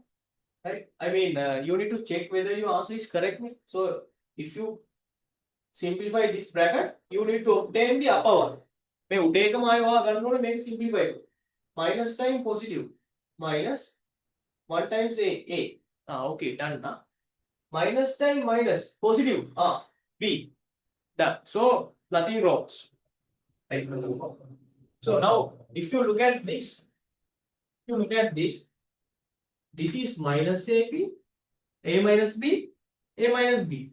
Those are common for these two. So I can take A minus B out. Equal mark, A minus B out. And this is the common term. So you can take this out. You can take this out from parentheses. So if you take this out, you will have A plus B inside the parenthesis. Here you have minus. And if you take A minus B out, you will have only one. So this should be your answer.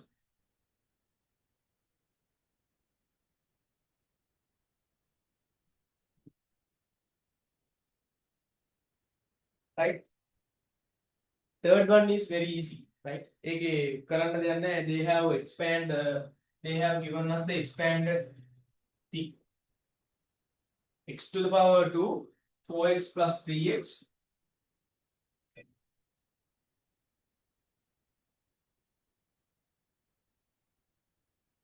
Four x plus 3x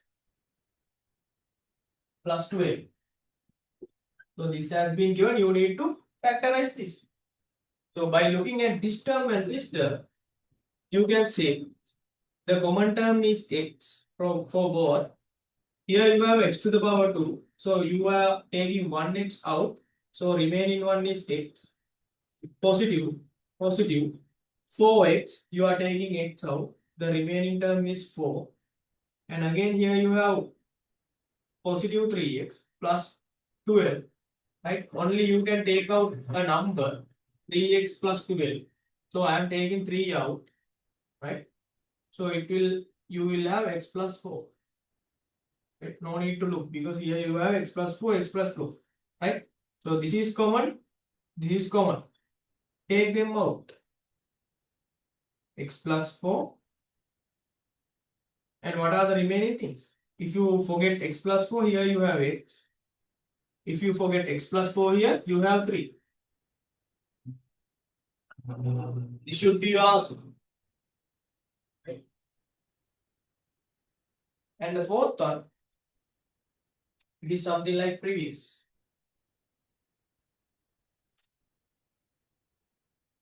X squared plus 11x plus 12 squared plus 11x plus 12. Right?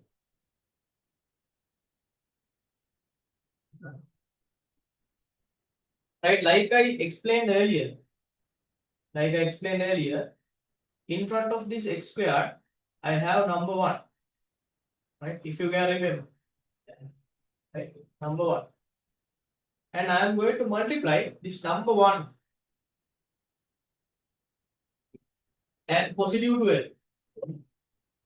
Right? Number 1 and positive 12. So that I can have plus 12. Right? And here I have positive 11.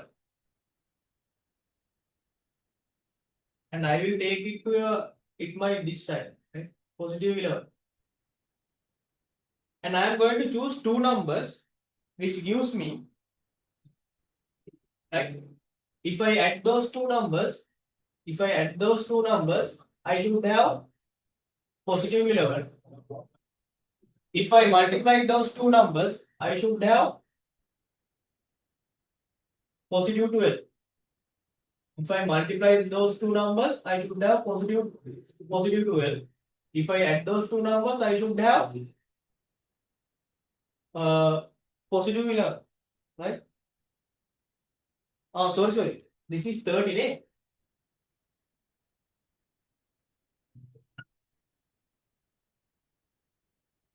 So for the fourth one, I have x squared plus 11x plus 30. Right? Sorry. Yes, Midul, thank you.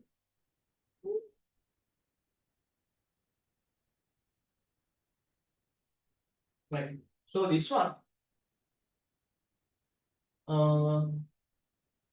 this should be 30. Positive 30. Right. Okay. Now, if I add those two numbers, I should get 11. If I multiply those two numbers, I should get positive 30. Right? So, what should be the two numbers? Right? It should be something like, so let's take 11 and 1. 11 and 1. Right? No, 10 and 1. Right? 10 and 1. I can get this, but if I multiply, I cannot get 30. Then 9 and 2. 9 times 2. 9 times 2, 11. Yes, 9 times 2, 80. 8 and 3. 8 and 3, 11. 8 times 3, 24. No. Right. 7 and 4. 7 and 4. 7 and 4, 11. 7 times what? Oh, okay. Right. We are getting closer. 7 and 4. 6 and 5. 6 and 5. Positive 6 and positive 5. 6 plus 5, 11. 6 plus 5. Yes, 30. So my two numbers will be 6, 5. What are the signs of that? This is positive, this is positive. Doesn't matter. Both numbers should be positive. Okay. So I can expand 11x. Okay. So my original thing is this 11x plus 30. So this is my quadratic expression. Okay. Algebraic expression. So I can use these two numbers to expand my middle term. Right. X square. Instead of 11x, I can write plus 6 x. Definitely you should use x plus 5x plus 30. Now you can factorize. Right? This is x squared plus 6x. So what is the common term? X, take it out. X plus 6. So actually, if you choose these two numbers, right, correctly, right, here you have x plus 6, then you should have x plus 6 here too, right? Then you have to find the common term, right, in order to get x plus 6, right? So I will write x plus 6 here. So I will take number 5 out. Here, if I take 5 out, it will remaining term x. And if I take 5 out from 30, that means 30 divided by 5, you remain 6. 5 times 6, 30. And done. This is common, this is common. X plus 6, x plus 5. So this should be your answer.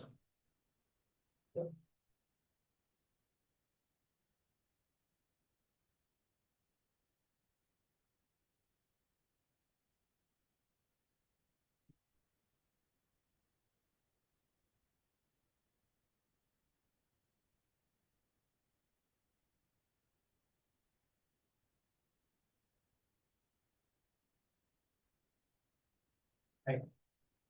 Part B. So there is a Q. We need to find the capacity of the given vessel in cubic meters and in liters. Previously we did that, right? So something same for this one we have done. So this is a cube or a vessel. You need to find its capacity. This is 2 meters. This side, the height, length, and the width is 4 meters. And first one you need to find in cubic meters. So the capacity can be written down as 2 times 2 meters into 8 meters into 4 meters. So 2 times 8, 16, 16 times 4, 64 cubic meters. M times M times M, M times M times M, right? Same base name, M to the power 3. And how do you write down it as in liters? How many liters are there? Right? I told you before. Right? 1 cubic meter equals to 1000 liters. I told you to write down it. You need to remember it. Okay. Here you have 64 cubic meters. 64 cubic meters. Right? How do you convert cubic meters into liters? Right? I am going to multiply cubic meters, 1 cubic meter by 1000. 64 by 1000 liters. Right? So the answer should be 64,000 liters. So this should be your answer for the second question.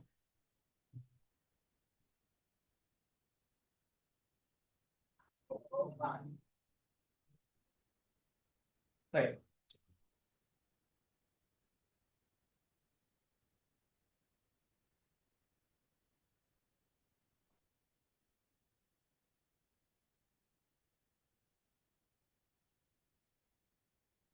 Okay.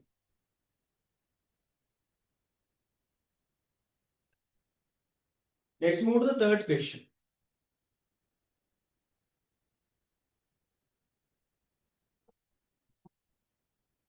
So I'll be stopping the discussion at 7:30 so that I will be having some questions to be discussed, and I will do it around. I will let you know, right? Tomorrow evening or Sunday evening or tomorrow evening I will do them. Right. So right now I will discuss the third question. So you can say A, simplify 1/2. Right? Simplify half plus 1/3 divide by 1 and 2/3. මේවා ළමයි මේ ගොඩක් important දේවල්. Right? So this is the part A. Right? Third question part A. Right? So first of all, what you should do? Bodmer's bracket of division, multiplication, addition, subtraction. Bodmer's. Right? So you need to simplify first bracket. In addition to that, if you want, here you have mixed number 1 and 2/3. You can, if you want, you can convert it into an improper fraction in the same step. But you cannot touch this division because it comes later. Bodmer's, BOD, bracket of division. Division comes later, right? So brackets comes first. Inside this bracket, you need to simplify first. Equal 1. Right. So I am going to simplify this. 2 and 3.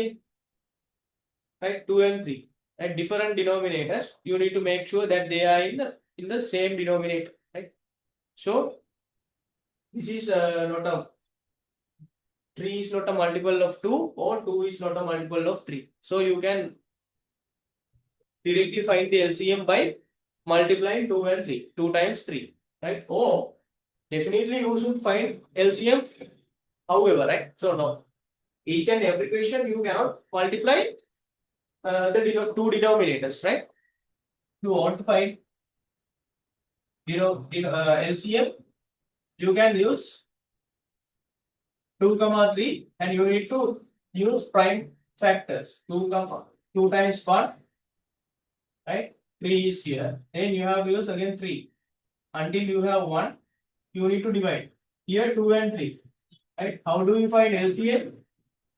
You need to multiply 2 and 3. 2 times 3. LCM is 6. That means 6. That means your common denominator should be 6. Right? So I will put 6 here. So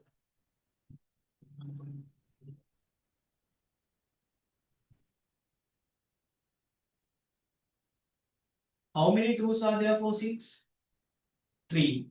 3 times 1? 3. Plus how many 3's are there for 6? 2. 2 times 1? 2. Now here you have division.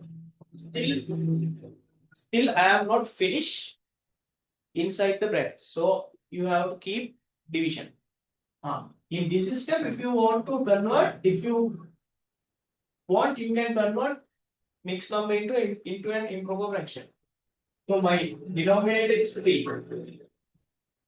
3 times what? 3 plus 2. Sorry. 3 times 1, 3 and plus 2, 5. 5 upon 3. And equal mark. 3 plus 2, 5. 5 upon 6. Now this is a single number, single fraction. So no need to put bracket. Division mark. 5 upon 3. Equal mark. So we have done similar example for this one earlier. 5 upon 6. Division mark. If you want to convert this into multiplication, you have to take the reciprocal of this one. 5 upon 3 converts to 3 upon 5. 5 times 1. 5 times 1. 3 times 1. 3 times 2. 3 times 2 equal 1. 1 times 1, numerator is 1. 2 times 1, denominator is 2. 1 upon 2. Right? Very important. Many steps. Right? Both must keep that in your mind.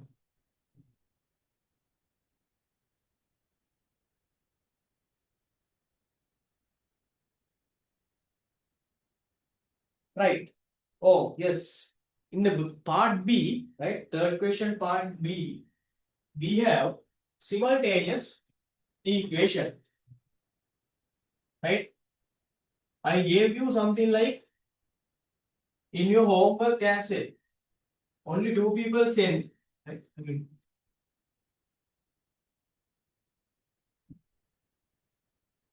Right? So I will read the question. The sum of two numbers is 30. Sum of two numbers is 13 and the difference is 1. Taking the two numbers as x and y, construct pair of simultaneous equations and solve them and find the two numbers separately. Right? So I will write that is the part B. Yes, part B. So I can write summation of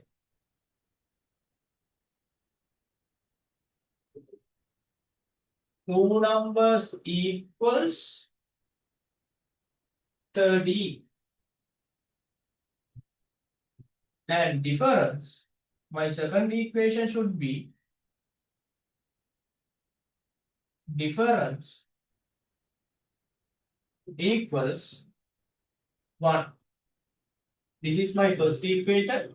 This is my second equation. And they are telling you to take the two numbers as x and y. So let's write the equation summation of two numbers. Summation x plus y equals 30. Difference x minus y equals 1. So this is my equation number 1. This is my equation number 2. Right? Okay. So now elimination method. How to use elimination method in order to solve this? X and x. Okay.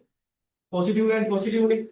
So let's care about the y term.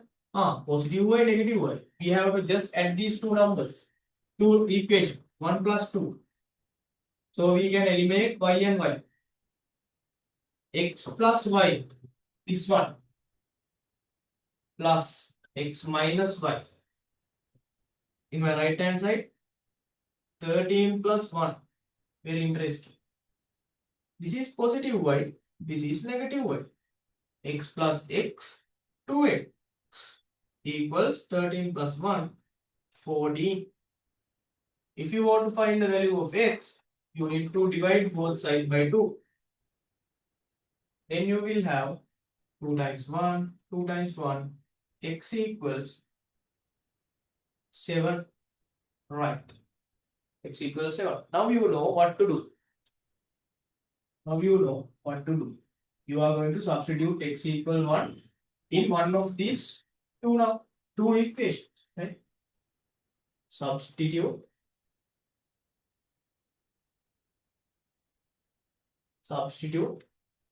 x equals 7. I will substitute it in 1. In 1. So I will rewrite it that x plus y equals 30. Instead of x, I am going to substitute 7. 7 plus y equals 30. So this is positive 7, right? If I want to remove positive 7, I am going to subtract 7 from both sides. Cancel out, cancel out. Y equals 13 minus 7. It is 6, right? So my two numbers are x equals 7 dot y equals 6, right? So this is my final answer, right? So this is how we are going to solve.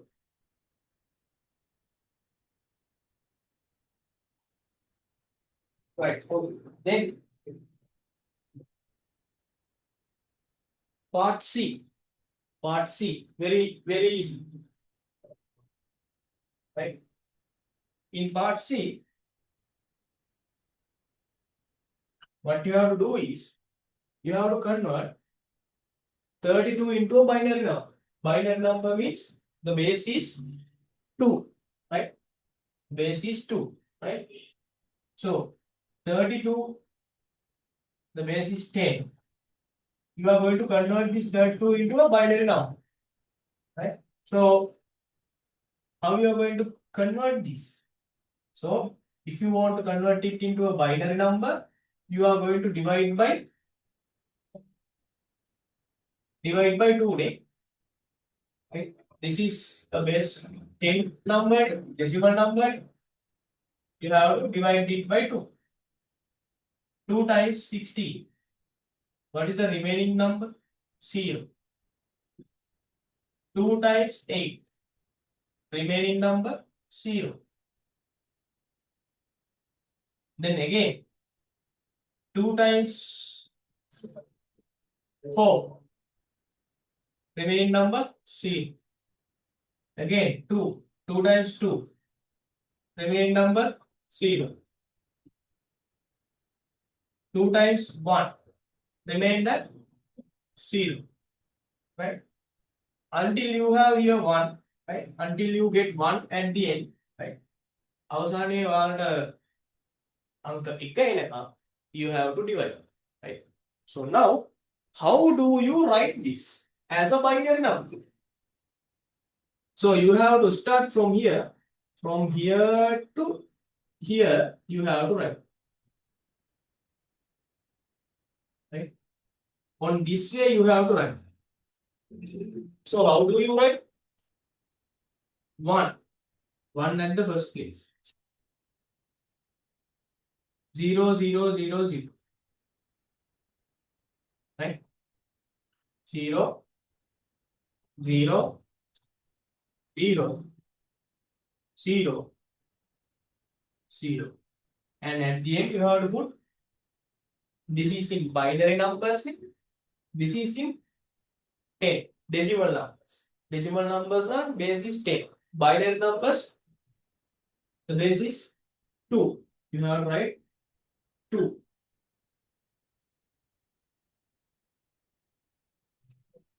So 32 of base 10 equals 1000000 of base 2. Right? So this is the way you are going to write now. Starting from here to here. You need to end here. Okay? Starting number, end number. Starting number, end number. Okay. Now this is the part C, question mark.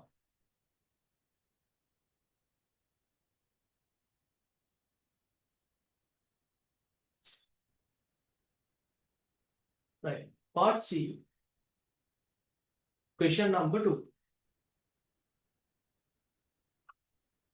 Part C, question number 2, which is a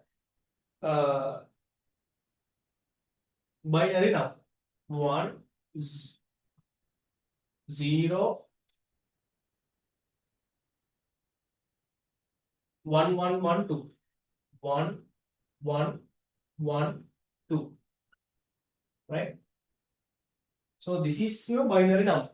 Now you need to convert this into a decimal number, right? Decimal number means base 10 number, right? This is in base 2. You need to convert this into base 10 number. So how do you convert this into base 10 number, right? So from here onwards, I will teach you a way how to write. Right? This is our 2 to the power 0 place.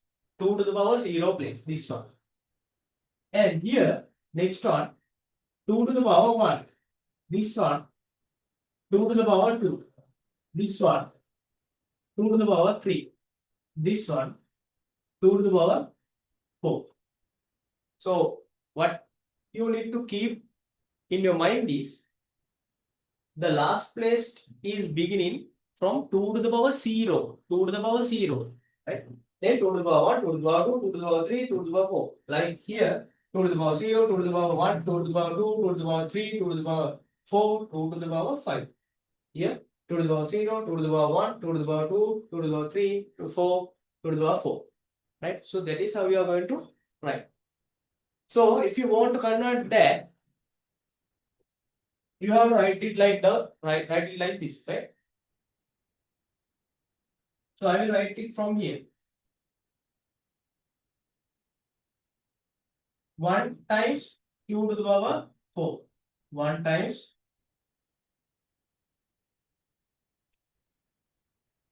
I am going to multiply these two numbers. Huh? I am not going to multiply these two numbers, right?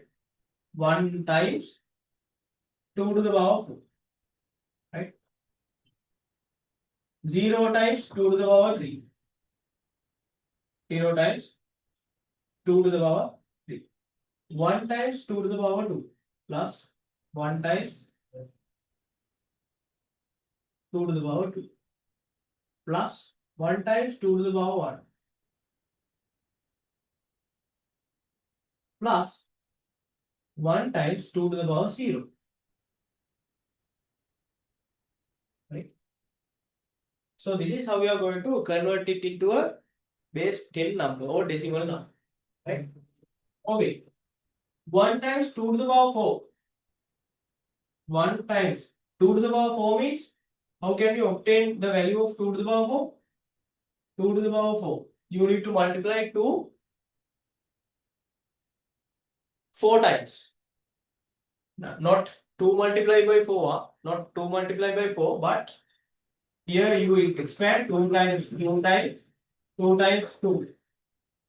2 times 2, 8. 8 times, sorry, 2 times 2, 4. 4 times 2, 8. 8 times 2, 60. Right? 2 to the power 3. 2 times 2 times 2 times 2. 2 times 2, 4. 4 times 2, 8. 2 to the power 2. 2 times 2, 4. 2 to the power 2. Sorry, 2 to the power 1. 2. 2 to the power 0. What could be the value? Earlier I told you, right? The power of any number or any term becomes 0, right? The power of any term or a number is 0. It equals to number 1. Right? Can you remember that? Very important. There will be in your exam, right? These things are in your exam. Definitely. Right? You need to keep remember these things, right? Okay. Important. 2 to the power 1, 2 to the power 1, 2, right? This is the way you are going to obtain your answer, right? So 2 to the power 4, 16 plus 0 times any number or any term, 0 times 1000, 0 times 1000, 0, 0 times a, 0 multiplied by a, 0. So 0 times something, no value, 0, right? 1 times 2 to the power 2, 2 to the power 2, 4 plus 1 times 2 to the power 1, that means 2. Here plus 1 times 2 to the power 0 equals 1, right? So this one 1 times 16, 16, this is 0, no need to write. 1 times 4 plus 4 plus 1 times 2, 2, 1 times 1 plus 1. 16 plus 4, 20, 20 plus 2, 22, 22 plus 1, 23 in 10, base 10, right? This is how we are going to convert, right? I have teach you in this very easy way, right? So this should be written down separately, yeah, for your reference. Or make a way, then again finish. Right? This is the way that you are going to convert this into decimal number, right? To the base of 10. Right. Okay, guys. Right. So for today, I am going to stop the discussion from here. Right. So I think the part 2 will be discussed uh, tomorrow or Sunday. Right.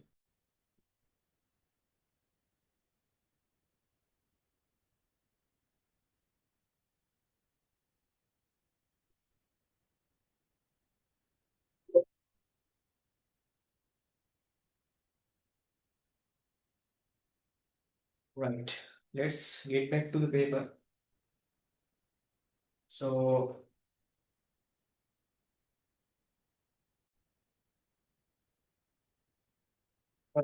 so we have to discuss the paper from since in the fourth question, right? So, basically, we have covered it up to the third question yesterday, and so we are continuing from today since from the fourth question, right? So, it will be very easy, right? So, check fourth question, part A.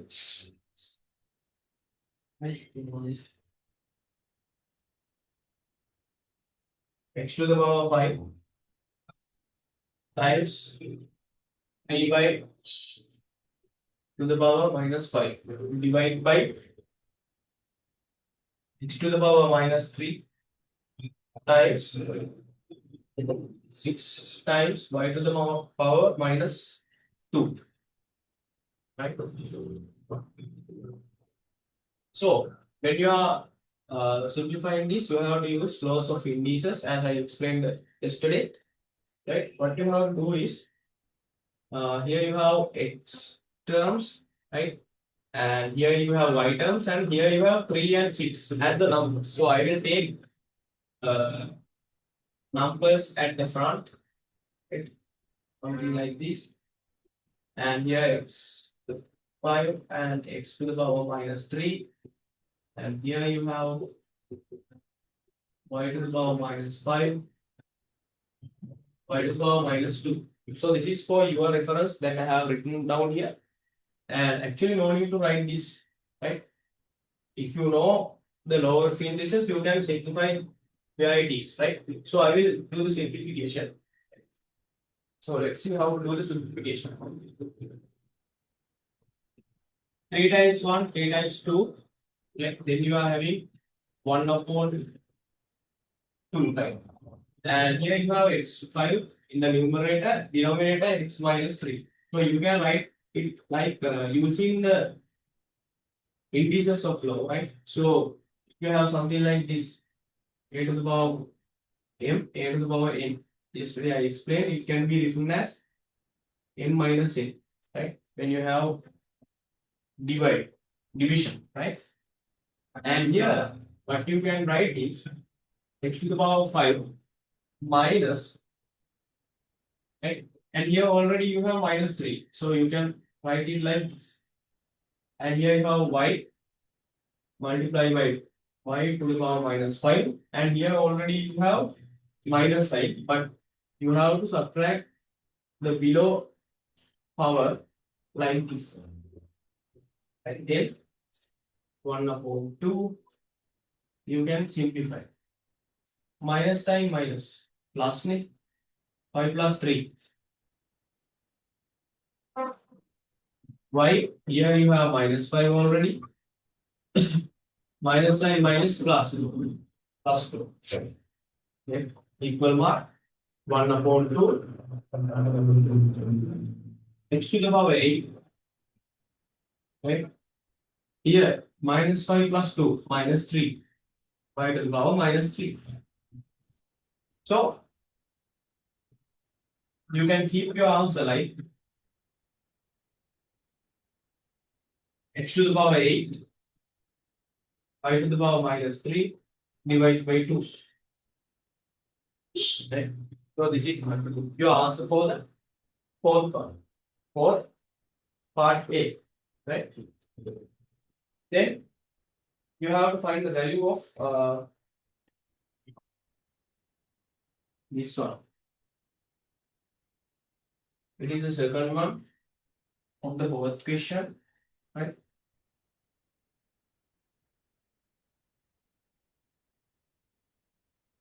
Second one it says 5 to the power 3 multiplied by 10 to the power 3 multiplied by 5 to the power 1 multiplied by 10 to the power minus 4. So you have to simplify this one. So how do you simplify this? So again you have to use loss of indices.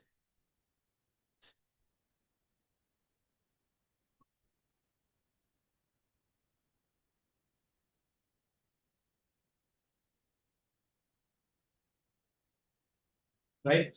So when you are doing this, so you have to take your same base terms, right? Same base terms into the same place, right? If you know, if you are a ranked expert, no need to do that, right? You can directly write the answer. 10 to the power 3 times 10 to the power minus 4. So when it is here, right? Same base, 3 minus 1, right? 3 minus 1. So you can add them and you can add the powers. 5, 3 plus minus 1 times same base, you can add the powers, right? 10 to the power 3 plus minus 4, right? Plus minus 4. I am using brackets when I have minus signs, right? Okay. Now again put equal mark. Positive times minus 5 to the power 3 minus 1, same as here. Positive times minus 4. So the final answer will be something like this. 5 to the power 2 times 10 to the power minus 1. Right? 3 minus 4, it will give you minus 1. Right? Equal 1. Then this is 10 to the power minus 1, right? Loss of indices. Right? You can get the reciprocal of this and you can take the positive sign of the power, 10 to the power 1, right? So I am not going to write that. You can take the reciprocal like that, right? So 5 to the power 2, 5 times 5, 25. And I am taking the reciprocal of this like that. So then you have 25 divided by 10. So final answer will be 2.5. Right. So this is it. And let's go to the next one. Yes, the next one is from your ratios lesson, and you can use the percentage lesson as well. So,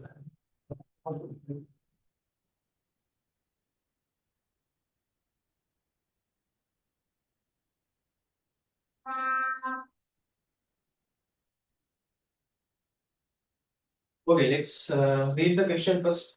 Right. So, what do we have here? A seller of television sets buys a television for 80,000 and marks its selling price so that he earns a profit of 25%. We have done this kind of question in the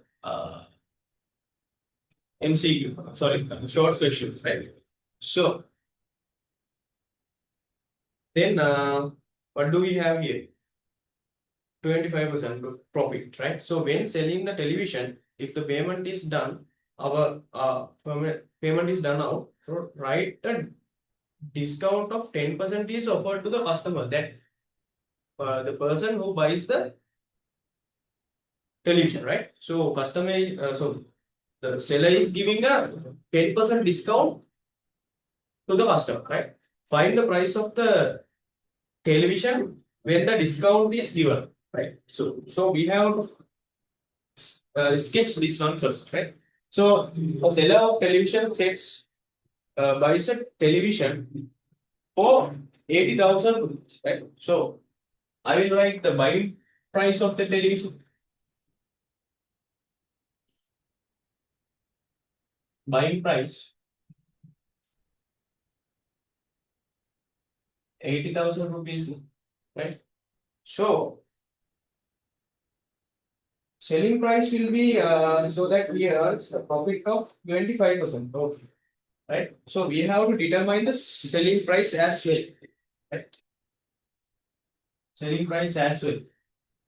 So we do not know the selling price of this television. Right? Selling price of this television. I will take it as X because I do not know. And most importantly, the guys, this is the fourth question. Fourth question, part B. Yeah? Part B. I am discussing now for the newcomers, right? And that seller wants to pay 25% profit. 25% profit, right? So how do we write this? 25. So if you can remember, the price will be 100, and if you want to pay 25% profit plus 25, 125. Now selling price will be 125, right? So we can use the fraction method to find the selling price of this television, right? So X is the selling price of the television. I can write X is the selling price of the television, right? So I am going to find the selling price of the television. So I can divide 80,000 by 100, right?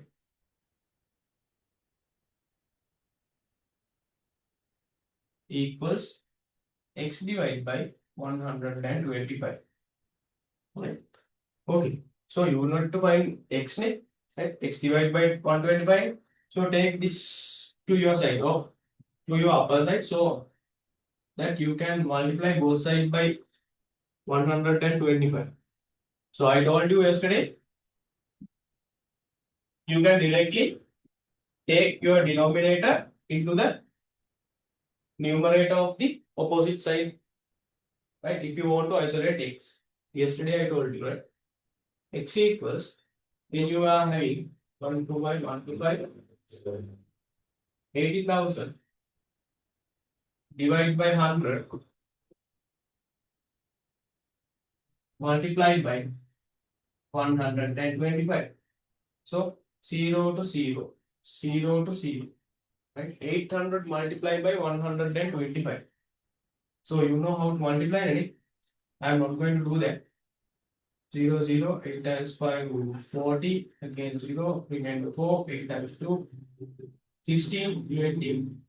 It will give you 100,000, right? So selling price of the television will be 100,000. But a customer comes to the shop and that customer buys the television. And when the customer is going to buy the television, that seller offers him a 10% discount for the buying price, sorry, selling price, right? Selling price is 100,000. Again, the seller is giving 10% discount for the uh, customer who buys the television. So, there is something you need to know, right? When a discount is given, I will clear this.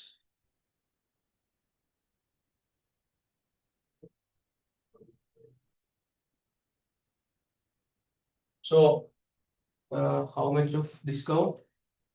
10% discount, right? 10% discount will be given. So, this is discount. So, price will be reducted by 10% from the original selling price, right? So, how do you determine the actual selling price? So, 10% is the discount, right? 10% is the discount, and so how do you find the actual selling price for this? How do you find the actual selling price for this? So that is important, right? So discount is 10%, right? Discount is 10%, right? 10%. So selling price will be, what would be the selling price then? 10 by 10% is the discount, right? That is the reducted percent of this 100,000, right? And that seller would sell that television, right?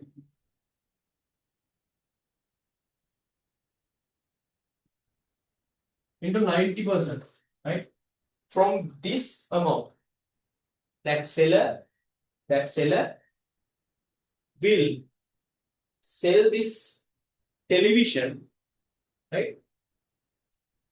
Of a price of a 90% rate, right? Because he gives a 10% discount to the customer, right? Right. This is 10%, right? So what is the amount that we need to complete? What will be the amount that we need to add to this 10, right? If we want to complete it into 100, right? This is 10%, right? If I want to make this to 100, what would be the rest of the number that we need to add? So it is 90, right? So 90 will be the selling price, right? So basically, that seller will sell the television, right? This is the original mark price, original selling price.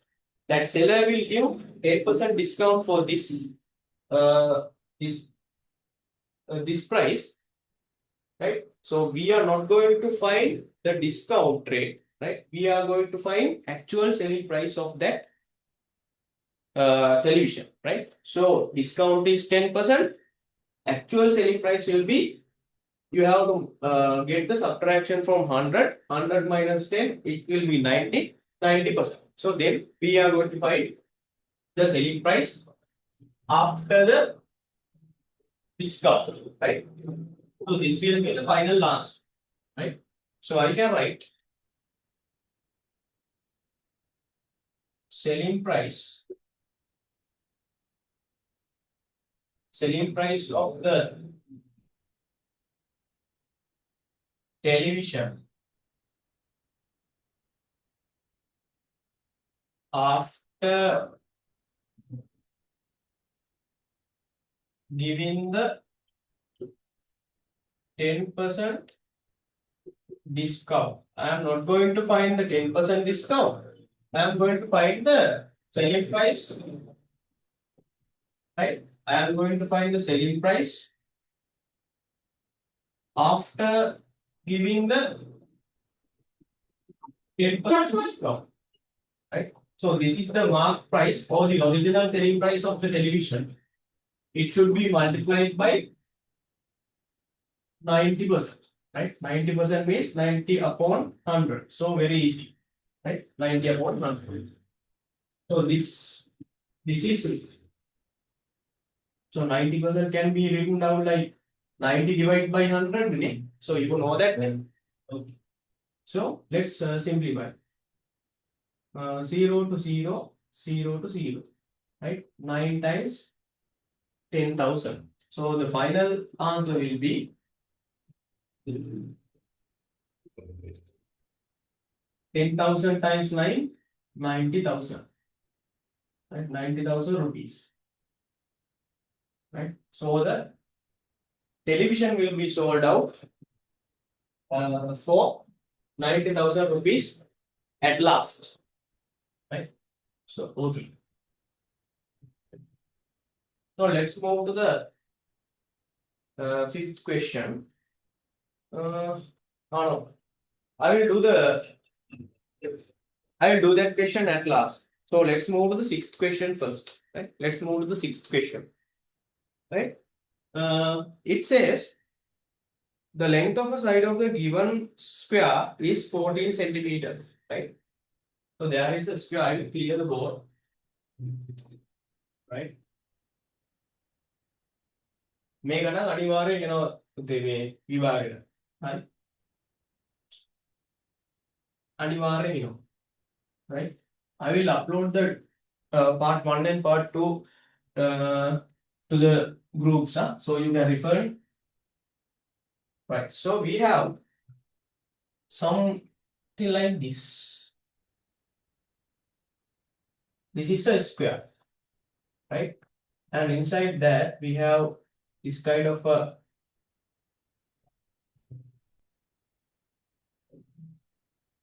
circle, and we know this one, this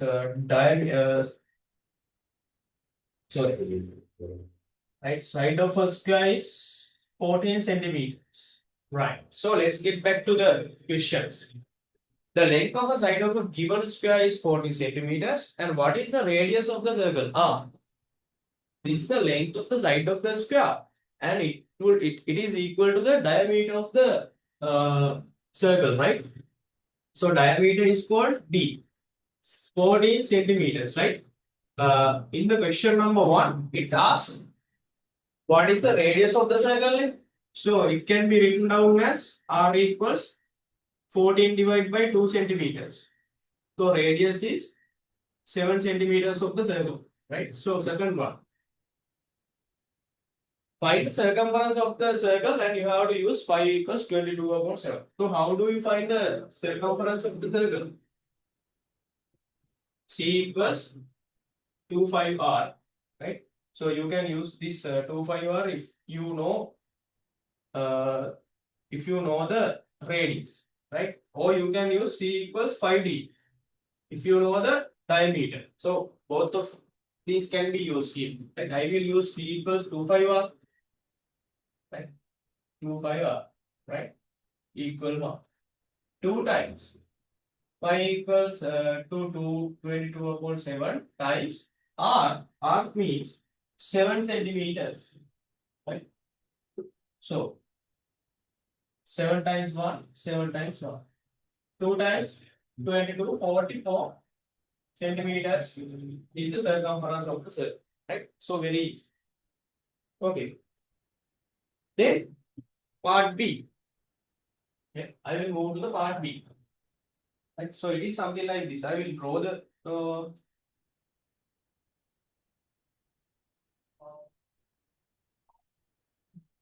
the picture so you can understand.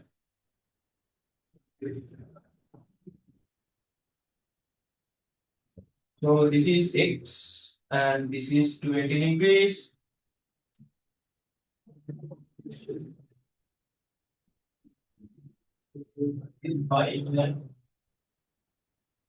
This is 60 and this is 8. And these two lines, right? This line and this line are parallel. So I will say this is AB line and this is CD line, right? AB and CD. So by looking at this, right, they are telling you to find the values of the angles x and y, right? So you have to find the magnitude of x and y respective, right? So this is the part B of the fifth question, right? So let's see how to find this. So this I will say A, B, C, D, and I will say this line is XY. XY. Sorry, not XY. PQ. P and Q. Right. AB parallel to CD. PQ is a transversal, right? So it has cross AB line and CD transversal, right?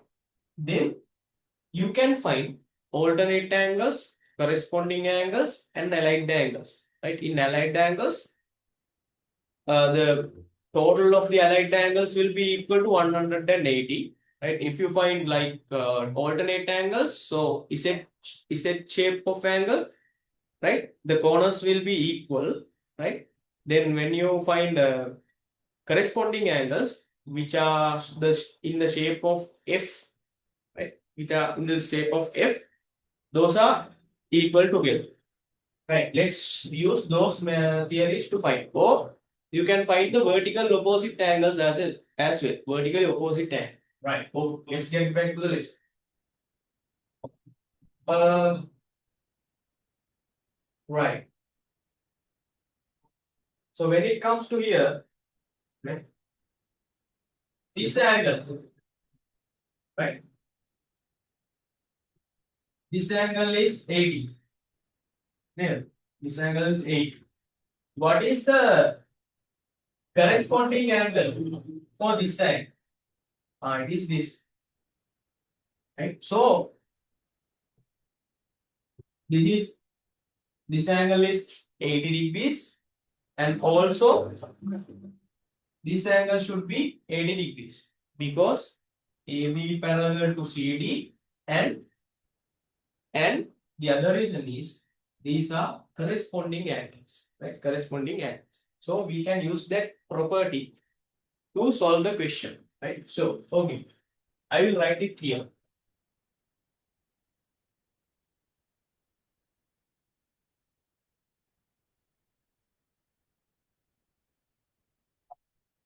Right. 80 degrees plus x plus 20, right? So I can write, so yeah, I need to find x net. So I can begin from that, x plus 20. So I can write x plus 20 equals x plus 20 equals 80 degrees. 80 degrees. So you need to write down the reason as well because these are essay questions, right? So you can write down AB parallel to CD. AB parallel to CD. So this is how you are going to write AB parallel to CD, and these angles are corresponding angles. Corresponding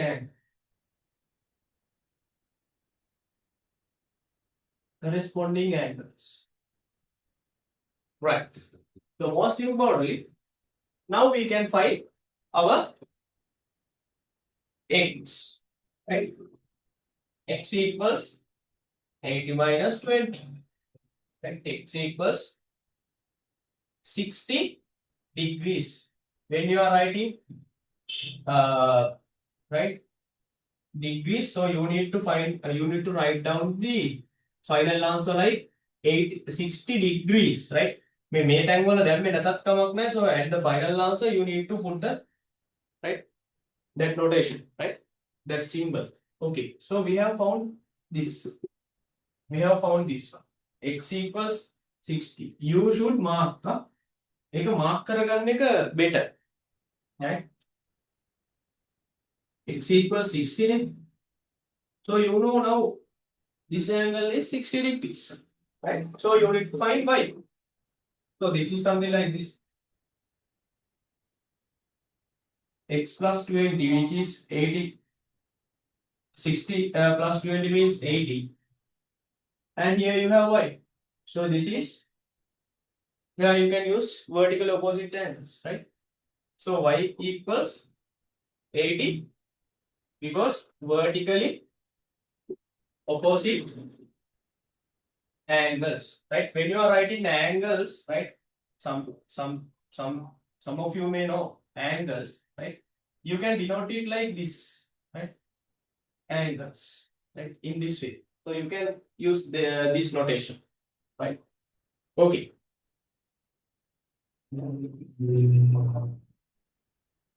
So let's move to the next question. Second question.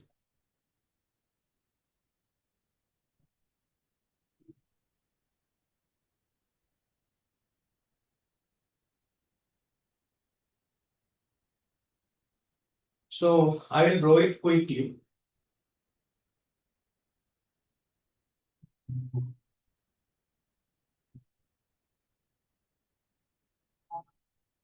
So they say this angle is 240.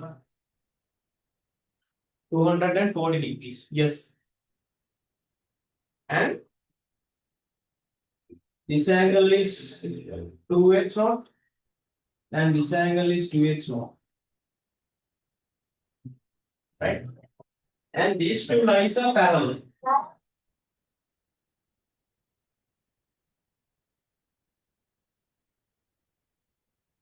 Right. So how do you find the value, the magnitude of x?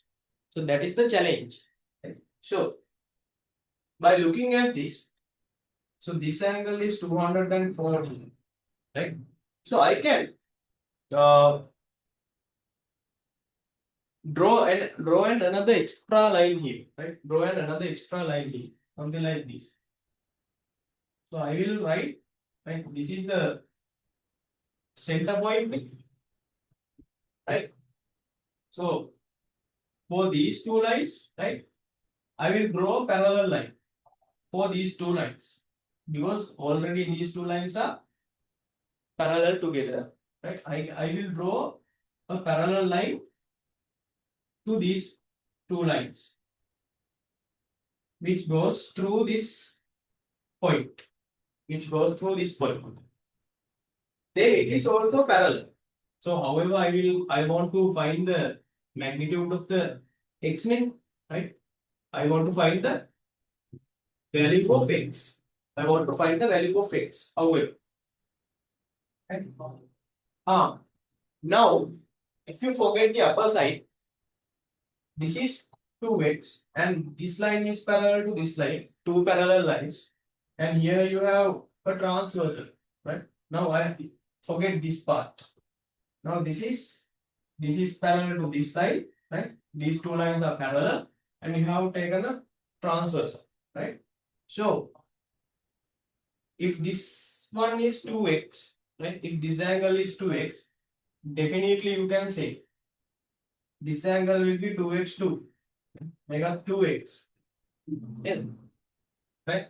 So by using the same theory, you can say this angle is also 2x. 2x too. Because corresponding angles, right? Parallel line, and you can find the transversal. Parallel line, transversal. 2x. Done. Right? So you know this obtuse angle is 240 degrees, right? So I will take this point as O, right? Now you know if there is a point something like this, right? And if you have couple of angles around that, right? The magnitude of these angles, I will say x, y, z, p, q, right? X, y, z, p, q are uh, angles, right? Around the point, right? So if you get the summation of these angles, if you get the summation of these angles, it would equal to 360, right? So you can use that property to here in order to find two widths, right? So I will do that.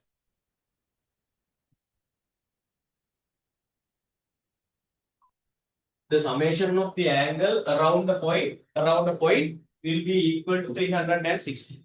So here you have O, point O. I will use that. So first of all, you need to find 2x, right? So I am going to write 2x, 2x plus 2x, right? Which are angles around this O point, this one, and whole this one. This obtuse angle and two acute angles. 2x plus 2x plus 240 equals to 360 degrees. 2x plus 2x, 4x plus 240 equals 360. Right? Then 4x equals 360 minus 240. When 4x equals 120. So you can divide both sides by 4 in order to find the value of x. Right? So 4 times 1, 4 times 1. X equals 4 times 3, 30. So this is how we are going to find.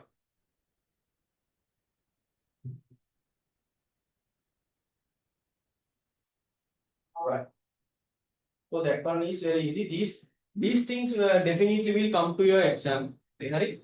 So these are corresponding angles, right? And summation of the angles around the point equals 360, right? And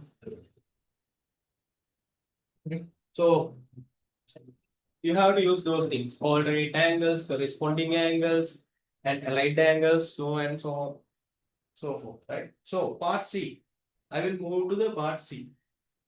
So part C is again you have something like this. It is a right angle triangle ABC, right? And the length has been given 6 cm and 8 cm.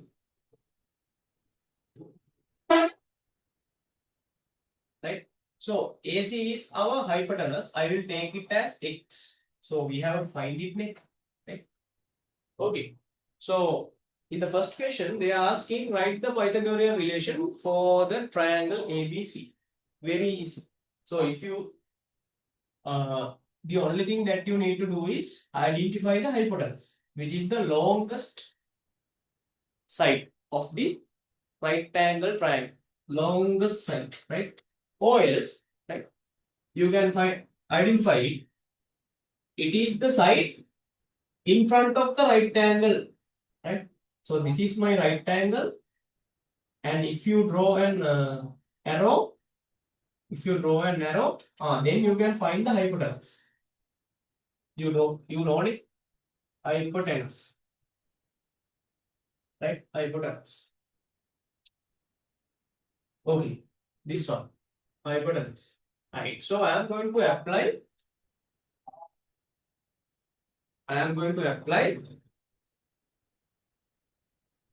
So you can write. You need to write because these are essay question. Applying Pythagorean relation to ABC triangle, right?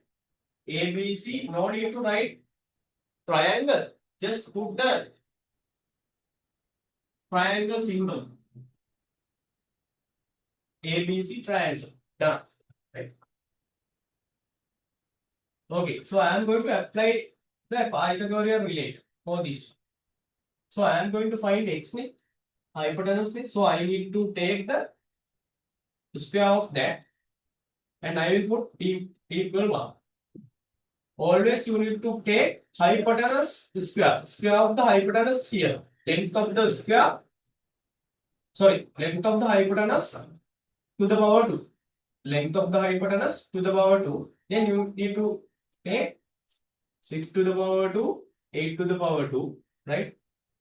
Which are the remaining sides of this angle, triangle, and you need to take to the power 2, right? Square of the other two sides, and you need to add them. So this is your Pythagorean relation. Hypotenuse to the power 2, and you need to get the summation of the other two sides, and you need to take the square of them. Right, done. So let's find x to the power 2. 6 to the power 2 means 6 times 6, 36. 8 times 8, 64. Which gives you 100. So here you have x to the power 2. When it goes to this side, it becomes square root. Square root of 100. You know how to find a 100 can be written as 10 times 10. So 10 to the power 2 square root of 100 is 10. X equals 10. So I have done part 1 and part 2 for this one. So this is how you are going to apply the Pythagorean relation, and this is the solution for that Pythagorean relation, right? So length of AC can be written as length of AC equals, we have taken it as x net 10, right? You need to definitely put centimeters at the end, right? You need to put 10 centimeters and the unit at the end, right? Otherwise your answer will not be completed. So this is right. So this is the answer for that.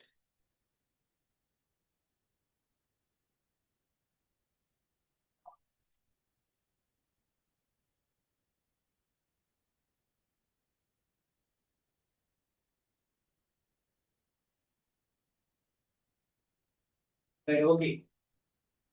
So I will share my screen now.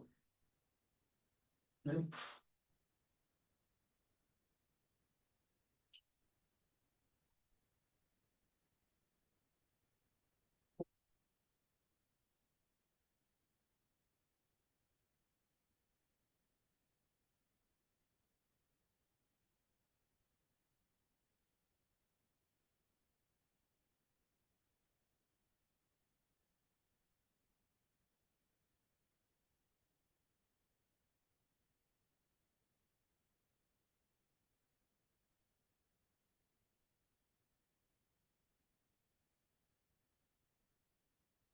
Right. I hope you can see the screen, right? So I am going to draw the graph in here, right? So that I can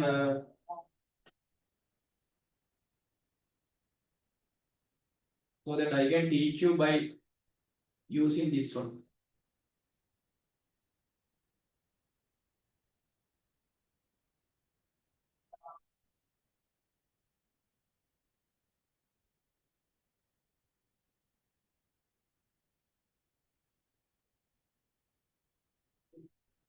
So that would be point A,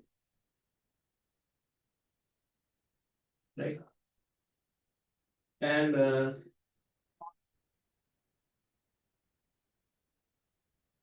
so next point will be 3, 0. So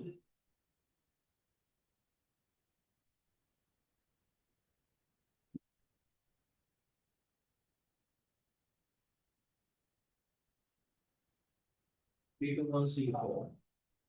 Then next point will be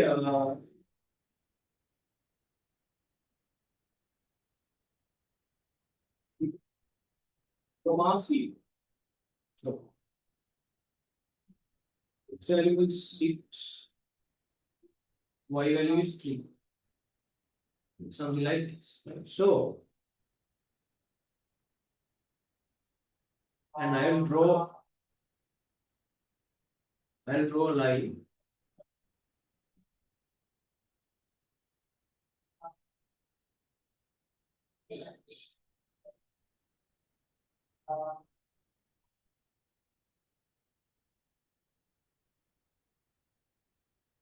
So this is my line now, right?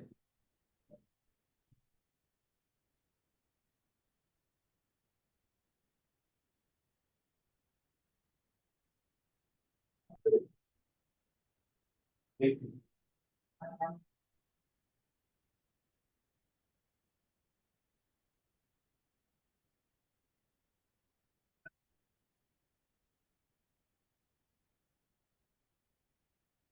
Additional two lines have been drawn, right? So okay.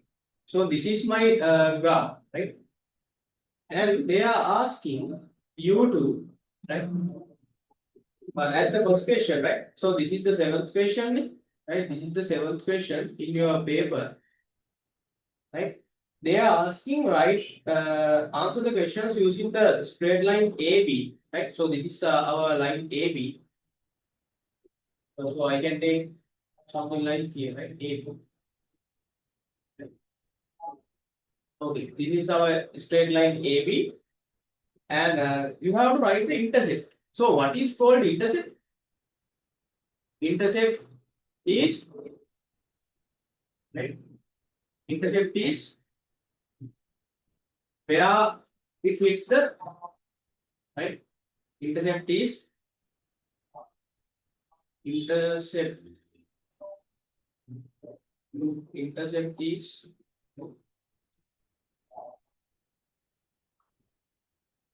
where AB line,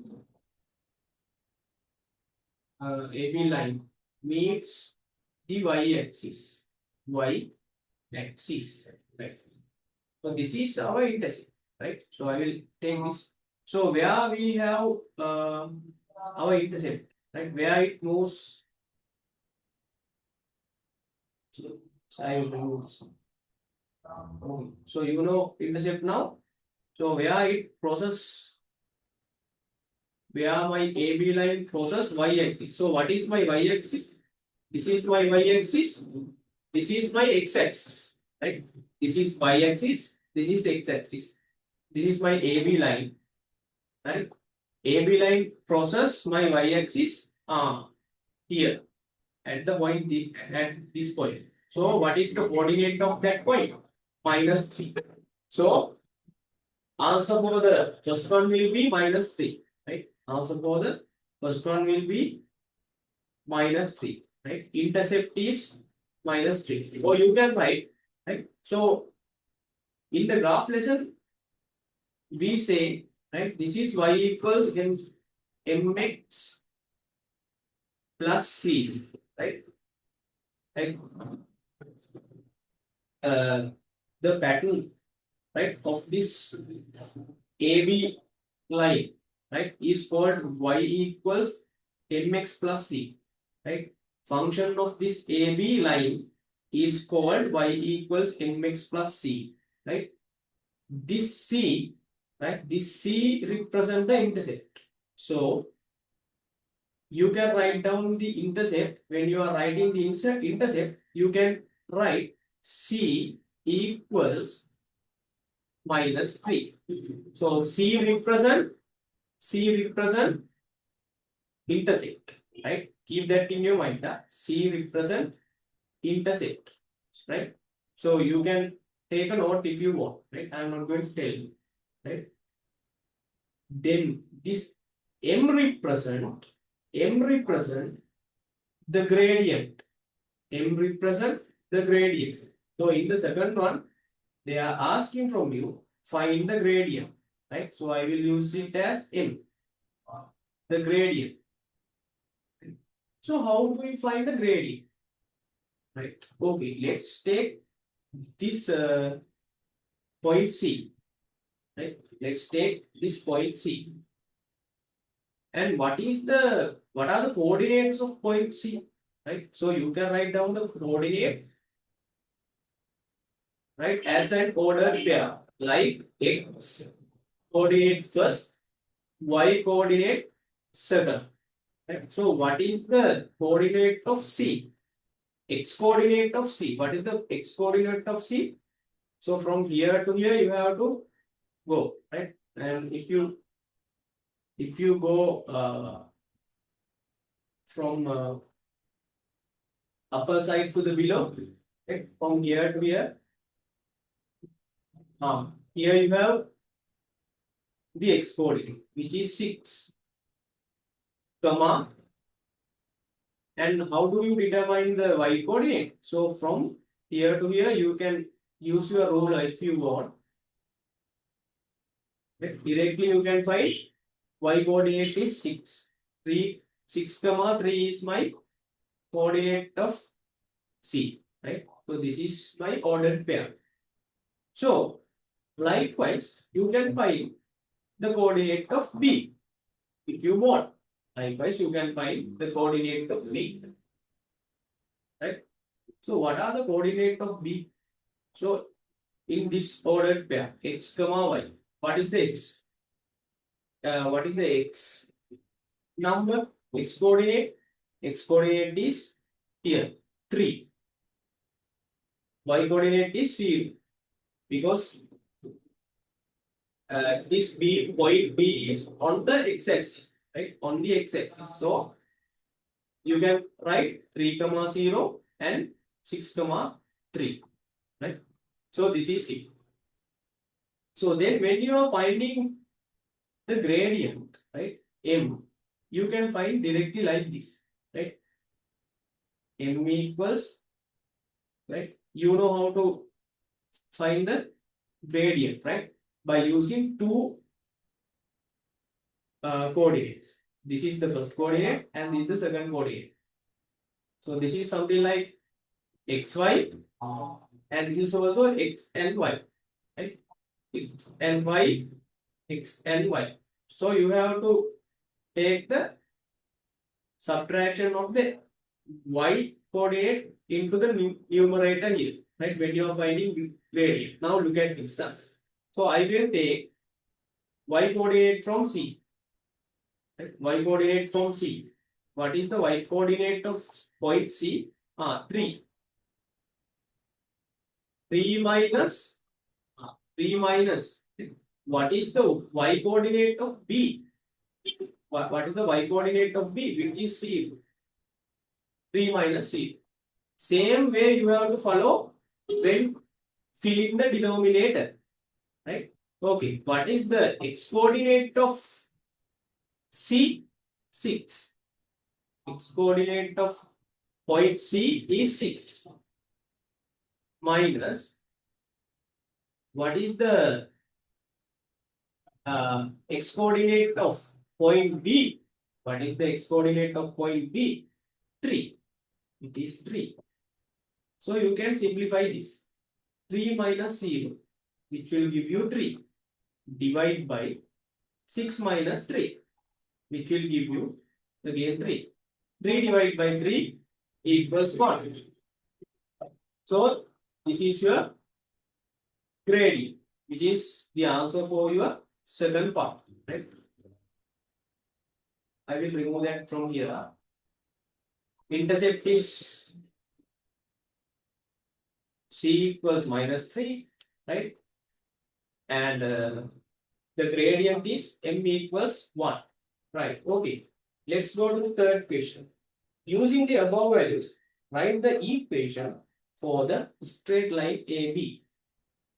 Using the above values, write the equation for the straight line AB. How do you write? So, as I told you earlier, right, I will take a textbook. So general equation of this kind of, right, general equation of this kind of AB line, right, or the function is y equals mx plus c. Y equals mx plus c. So as I told you earlier, right, m is your gradient, c is your intercept, right? So when you are writing the answer for the third one, right? So this will be the answer for the third question. Y equals mx plus c you need to write first. Then you can substitute the value of m here, and you can substitute the value of c here, right? Okay, let's do that. Y equals, what is our m? M is 1. So do I need to substitute 1 here? 1x, right? Actually, no need to substitute 1 instead of m. Right? You know 1 times x equals x, right? Then what is our c? What is our c? We have found it earlier, minus 3, right? So I will use bracket minus 3, right? So you can write down the equation of the AB line like this. Y equals x plus, sorry, y equals x, and here you have positive sign, and here inside the brackets you have minus 3, right? Minus 3. Positive into minus, positive into minus, minus. And you have right 3. Right?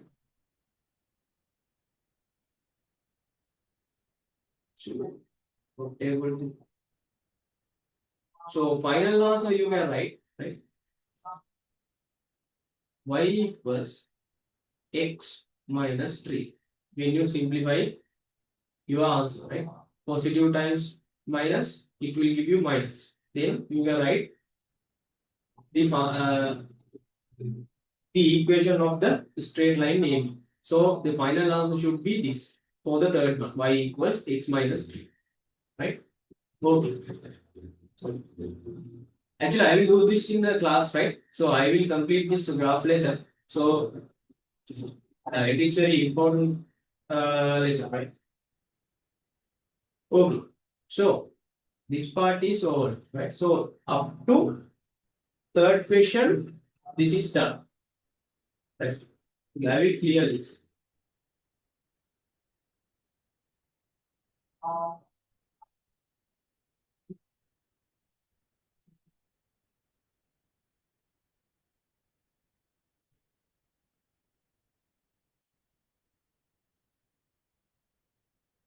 Right. Okay. So then, what would be the fourth one? Write the equation for the straight line. Write the equation for the straight line parallel to straight line AB and passing through the point 0.04. Okay, I will mark point 0.04 in first.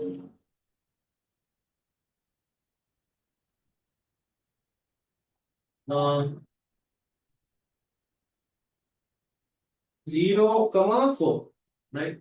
So I am going to draw the point where 0, 4 is, right? Okay. So this is my 0, 4, right? So then I am going to draw a line, right? According to the question, it says, right, the line which cross through this D should parallel to our AB line, right? So this, for this line. So okay, I will draw. Now this line is parallel to our previous line.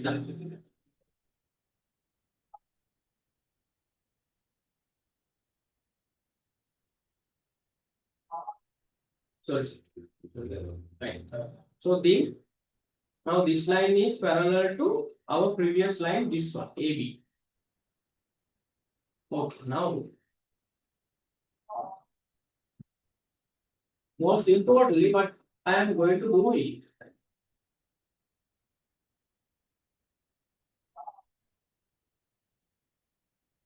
Right. So this one. Now these two lines are parallel. This line and this line are parallel together. Ah, what is the meaning of that? If these two lines are parallel, my gradients will be equal. My gradients will be equal. What is the gradient of our AB line? That is M. M equals 1 there. Right? Our gradient is 1. Right? So we have found that in the second question of the 7th part A. Right? M equals 1. This is my gradient. And if these two lines are parallel, gradient of this line is also M equals to 1. Gradient of this line is also equal to 1. Right? If the two lines are parallel, right, it will be enough to find the gradient of one line, right? So we have found the gradient of AB line, which is M equals to 1, and it will be equal to the gradient of the other line as well, right? Okay. Now, we have to write the equation of this line, this new line, right? We have to write the equation of this, right? And we need to find another one here. We need to find the intercept of this line as well. How to find the intercept? What I told you earlier, intercept is where the line meets the y-axis. So let's find. So this is our x-axis, and this is the vertical line is the y-axis. So y meets at the point 4. Here, this line meets the y-axis, right?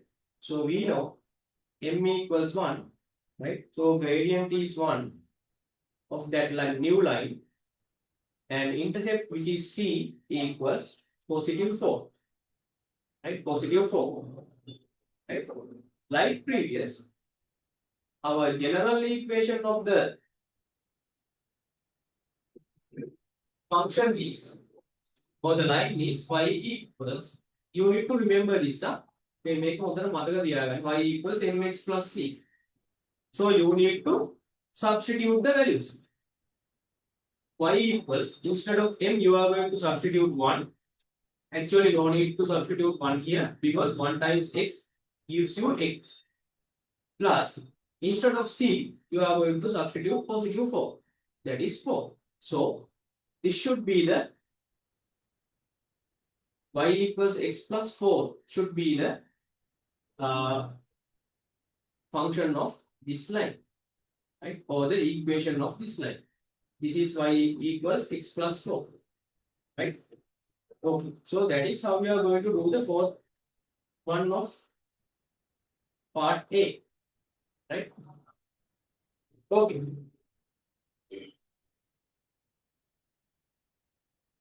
Right. Hope you can understand. Right. So let's move to the part B as well. Right. Part B as well. I will take a board to explain that one. So I don't need to use this one. So let's get back to the board. Right. Okay.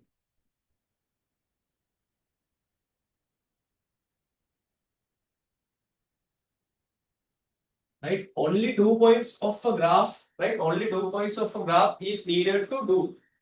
Or find the intercept or the gradient. Right. Only 2 coordinates are needed. Only 2 paired coordinates are needed. Right. So in the part B, they have given you, right? The first question is find the gradient, intercept, and you need to find the gradient, you need to find the intercept, and you need to write down the equations, right? And when you are reading the question, right, you need to you have been given 2 points which are 0, 3, right? 0, 3. This is the first. ordered pair and 2 comma 0, right? 2 comma 0. So you know this is x coordinate, this is y coordinate. This is x coordinate, this is y coordinate. Very basically. And you need to find the gradient of that straight line and intercept of that straight line, and you have to finally write down the equation as well. Right? So let's do this. So you have to use the previous method. Right? So general equation is y equals mx plus c. Right? Keep that in your mind. So how do you find m? So you have to find what? Gradient. Yes. So our gradient, we can write it like gradient, or you can write m, right? Whatever, right? So I will put this m in inside bracket, m equals. So how do you find the gradient when you have two coordinates? Right? This is the first coordinate, second coordinate. I told you earlier, right? So you have to subtract y coordinates, right? Subtract y coordinate, divide by subtract x coordinate, right? Equal 1. Actually, no need to write this one if you know the method. No need to write this. Right? No need to write y coordinates. Y. So I will subtract from this one, right? So 3 minus 0. Right? Likewise, I need to subtract x coordinate as well. 3 minus 0 y. Right? Here, what is the x coordinate? 0. What is the x coordinate? 2. X coordinate 0 minus 2 equals 3 minus 0. 3 divided by 0 minus 2 minus 2, which is totally minus. Right? So this is my gradient, which is my L. Right? So my gradient is minus 3 upon 2. Keep it like that. Okay. Now gradient what has done? Right? Here you have a pattern now. Right? This is the first coordinate, second coordinate. Right? 3 minus 0. Right? In the numerator. In the denominator, 0 minus 2. 0 minus 2. 3 minus 2. 0 minus 2. Sorry. 3 minus 0.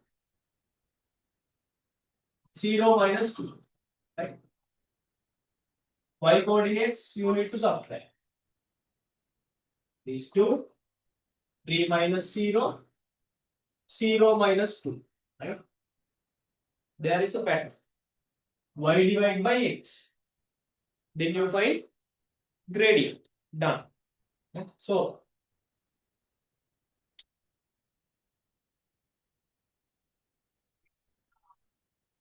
how to find the intercept?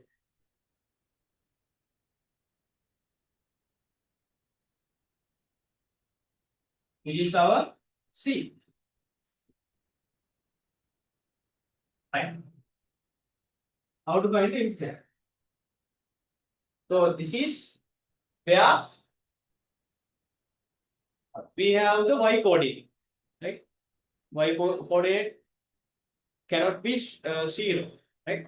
In a y equals mx plus c straight line. So here what is the y coordinate? 0. And here what is the y coordinate? 3. Right?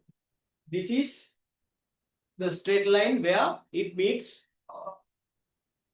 the y axis. As I said to you earlier, this is the point, right? Because this is 0, right? But that is not intercept. Right? When you analyze the y coordinate of this point, it is 3. when you analyze the y coordinate of this coordinate, it is 0, right? 0 is not intercept, 3 is the intercept, right? 3 is the intercept of this straight line, right? Okay. So intercept C equals 3. Right? So now you are going to write down, right, the equation as the number 3. So general equation is y equals mx plus c. General equation is y equals mx plus c. Right? So what is our m? Y equals m minus 3 upon t. 2. Minus 3 upon 2 and x, our intercept positive 3. So this is your equation of the straight line. Equation of the straight line. Gradient, y coordinates you need to subtract and take the division by x coordinate and you need to subtract like that. And intercept, if you analyze, you need to analyze the y coordinates of the both points. First point, y coordinate is 3. Second point, y coordinate is 0.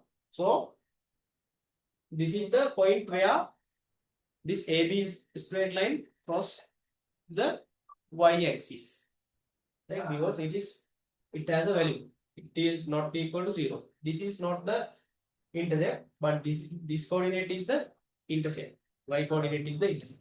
So it is c equals 3. So this is the general equation of y function y equals mx plus c. So you need to substitute the values that you have obtained from here and from here, respectively for m and c. Minus 3 upon 2 x plus 3. Right. So let's get back to the sixth question.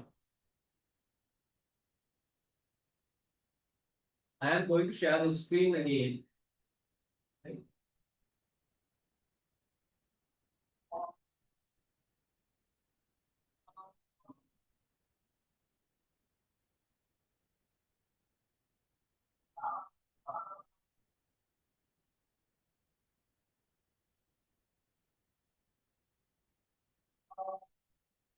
Right. Okay. I will share the screen.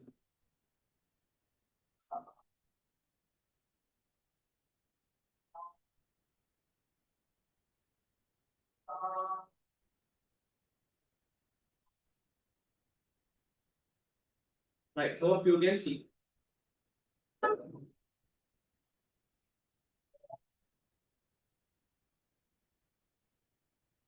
Right. Now I am going to do the first two. Right. So first one is very easy. What is the locus of points on a plane which are at a constant distance from a fixed point? So there is a fixed point. There is a fixed point like this, right? And you need to find the locus of points on a plane, right? Which are at a constant distance. Okay. Right? Around this, so this is the fixed point, right? For this one, right? So in a constant distance, you are having the path or the locus, right? So this is the constant distance. What it would make, right? So this makes a circle, right? So because this, if I take the distance from A to B, right? A to B, this is the radius, right? And A to C, again this is radius. And A to, let's say this, A to B, again it is radius, right?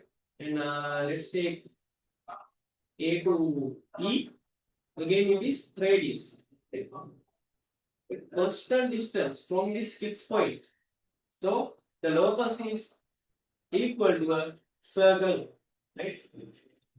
So I will draw a circle, which is something like this. Right? Our locus is at the middle. Right? Sorry, our fixed point is at the middle. So this is our radius. So this is the locus where it goes around the fixed point with the constant distance. Constant distance is our r. So the answer will be circle. Right? For the first one, the answer will be circle. Okay. Let's take a new page. Right. So let's do the second one.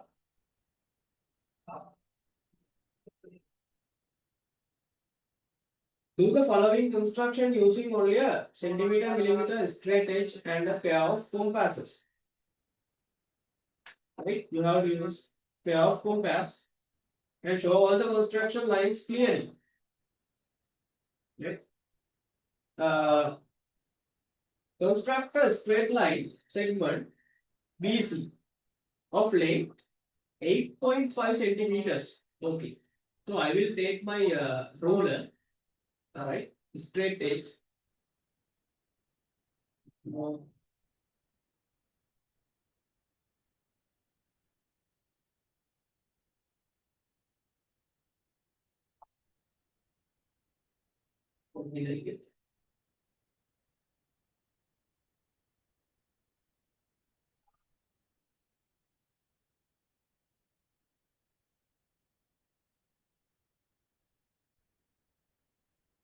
So I will take the ruler first. Right? Then I will mark construct a straight line segment. It is called BC of length 8.5 centimeters. Okay. So put put your ruler like this in your paper and take the pencil, right? And draw a straight line where it begins from 0 to 8.5. You have to stop from here, right? Okay. Now take the ruler out. So I will tell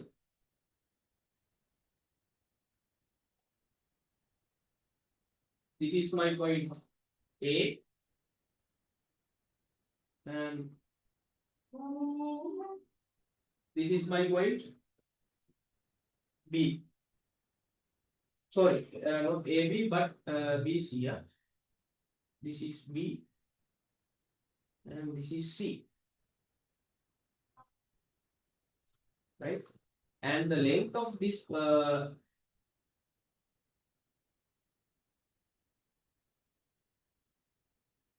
straight line is 8.5 centimeters. So you have to mention these things, huh? So the people can know. The examiners can know. Then second one. Construct an angle. Construct an angle. Right? Such that ABC angle equals to, right? ABC angle equal to 60 degrees. Okay. So you have to use the compass, right? In order to draw this 60-degree angles. You cannot use protract, right? So how do you do this? So this is my compass. So A should be something around here. Right? A should be somewhere around here. Right? So right. So the ABC angle should be right? A B C angle should be 60 degrees. ABC angle should be 60 degrees. So it is something like here, and A should be somewhere here, right? Okay. Now you need to draw the 60-degree angle by using the compass only. You cannot use protract, right? So take the compass and put the needle at the B point, right here. Put the needle at the B point. Then take some distance, right, from here to here, right, and draw an arc like this. Okay, now this is your arc, right? Now, how do you draw 60-degree angles? Right? Take your compass and put the needle, right, where it crosses the BC. This arc crosses the BC, right? Point here. Then draw another arc like this. Right? Now this is the point where the two arcs crossed. Right? මේ තමයි මේ arc දෙකම cross වෙන තැන. Then you can take your ruler, right? Take your ruler and draw the line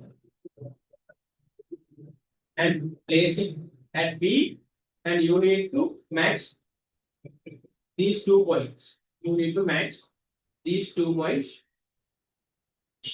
where you can find the 60-degree angle, right? So, sorry guys.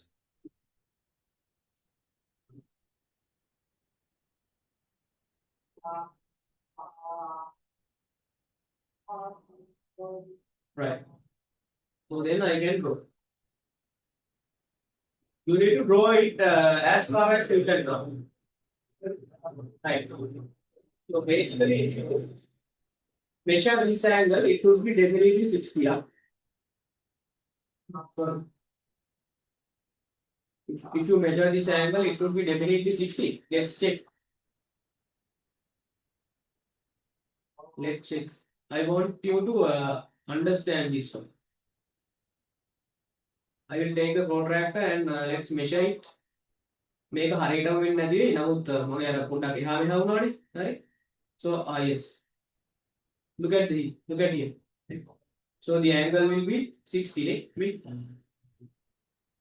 I think you can see how to measure the angle. Right? Use the protractor here and place it here from 0 to 60. Exactly. This is 60. Yeah? 60 degrees. So this is how you are going to measure. But you in this case you cannot use protract, right? But by using the compass, this is how you are going to design. This is how you are going to create a 60-degree angle. Right?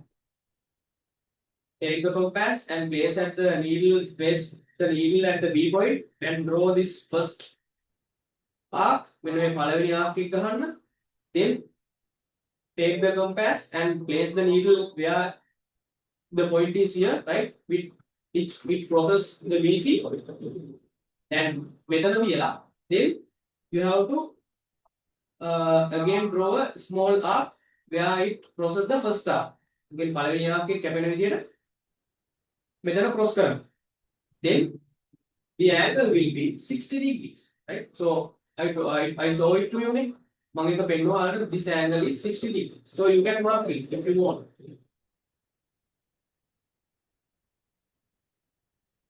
I will mark it somewhere around here.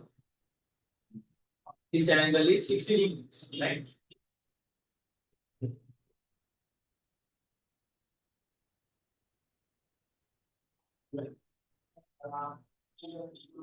This whole angle is 60 degrees, right? Okay. Now let's move to the next one. And AC equals 6 centimeters. AC.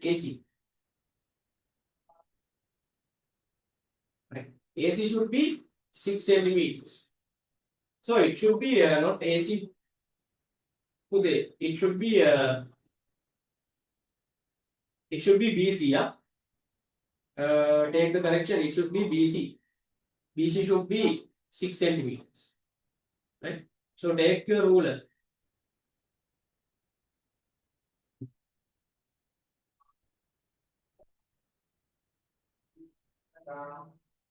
Not BC, AB. AB should be 6 centimeters. And place your ruler here.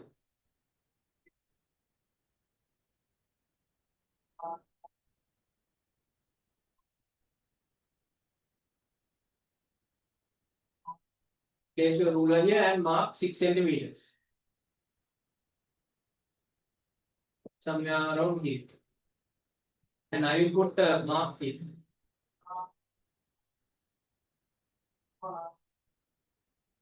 So you can identify.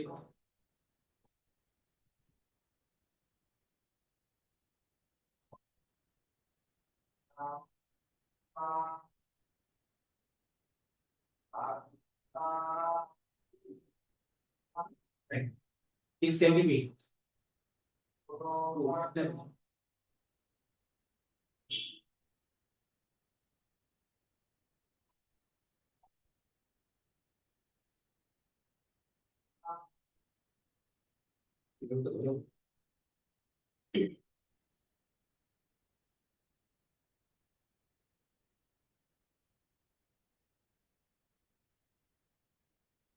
This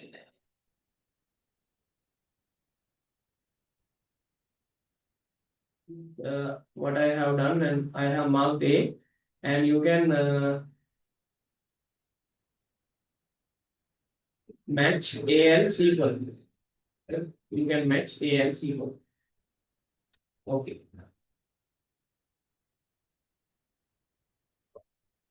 This might not be perfect, but this is how you are going to do this, right? So this is ABC triangle, right? And in the third one, complete the triangle ABC and construct the locus of points which are equidistant from the sides AB and BC. So what are our AB and BC sides? Okay, AB and BC. So this is my A, B side, and this is my B, C side. So for these two sides, right, we need to find the equidistance locus, right? So locus of point which are equidistant, right? And are equal to the locus uh, which goes very equally for this AB side and BC side, right? So how do you find? Right, there are two lines like this.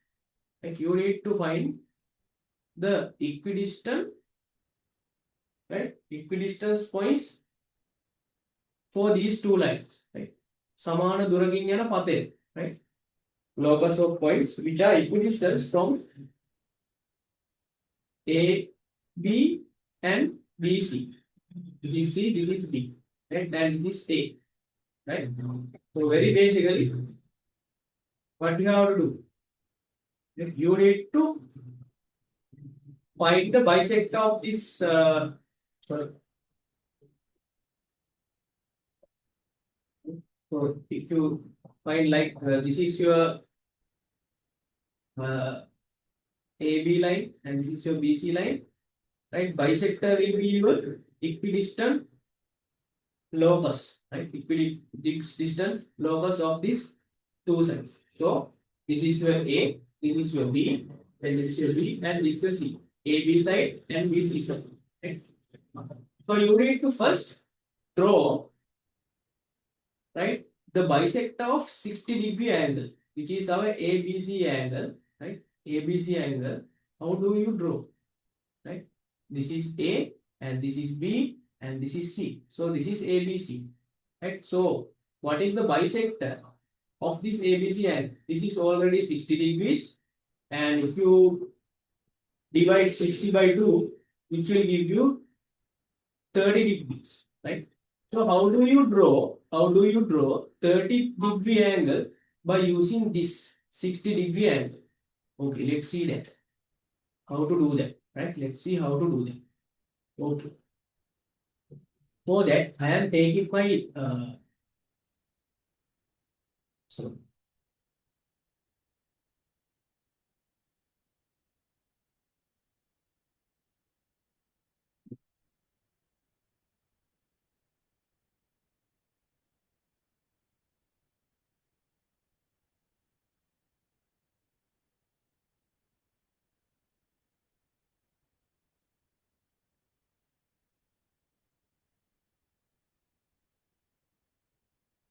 I'm taking my compass back and I will take the my previous distance by placing my compass at the point where I begin to draw, right? So this is it, and I will take this distance first, right?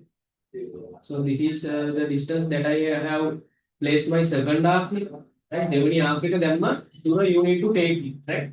Then I will come back to here, right? And I will draw a mark around here, and I will place my needle point at this point, right? Where it crosses the two arcs, right? Our arcs දෙක කැපුණ තැන් දෙකෙන් තියලා, right? Then I will draw another arc, right? Which crosses like this. මෙන්න මේ වගේ arcs දෙකක් කැපෙන විදිහට අදින්න, right? So this will give you the bisector of A, B, C angle, right? Bisector of A, B, C angle. So this is very easy. Right? මේ ටික ආයෙ පුතේ බලන්න. Right? So salute me. මම අහලා තිබ්බ නේද? So මේ ටික ආයෙ බලන්න. So however I will cover this lesson, right, in August month. Right? No need to worry. When you are going to grade 10, right, I will cover all the lessons, right? So no need to worry, right? I will do all. And most importantly, I need to tell you, right, like in November month again, I will bring a smart TV, right? Smart TV I can know, so you can learn easily. Touch screen here, so I will bring that. However, so you can learn all of things very easily, right? Okay. So you have to draw and straight line which is beginning from here to here. Right? So this will be your locus which goes to equidistance from the sides AB and BC. This will be the locus of that. Right? Locus of points will be the bisector. Right? Clear.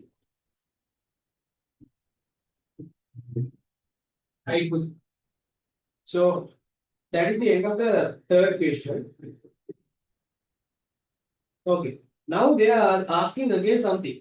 In the fourth question, they are asking construct the locus of points which are equidistant from the point A and B. Okay, let's see where we have A and B. Okay, my point A is here. My point B is here. Okay, so we have to draw, right, the locus of points, right, locus of points which are equidistant from A and B. Right, so this is A and B.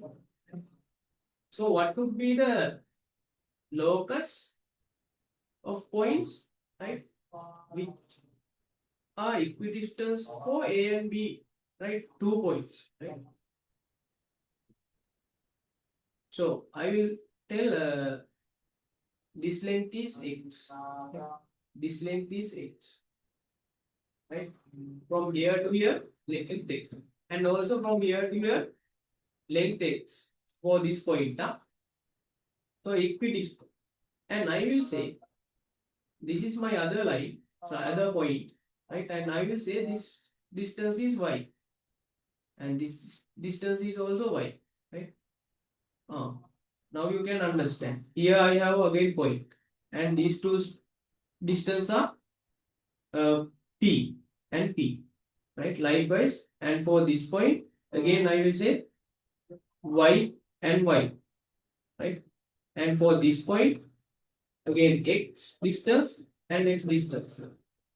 And if I draw, or if I match these lines together, this will be the locus of points, right, which are equidistant to point A and point B. Right? It is a straight line. Right? It is the straight line, right, which goes at the middle point of field. Right? So how do you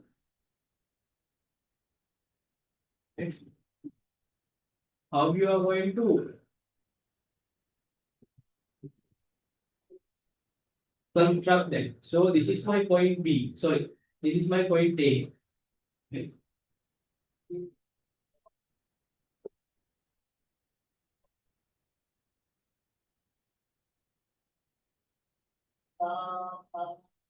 So this is my point A, and I will place my needle point of the compass at A. Okay. And I will expand my compass about. So this is where right, AB distance of AB is 6 centimeters. This is where the middle of the AB, right? Side AB, middle of the side AB is something where something around here, right? Somewhere around here. So I will take, or I will expand my compass more than half of the length of AB, right? Then I will rotate this one up to here, right? I will rotate this one up to here, right?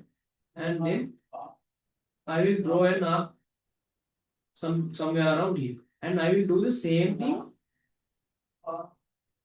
by taking the compass for at the B point also, right?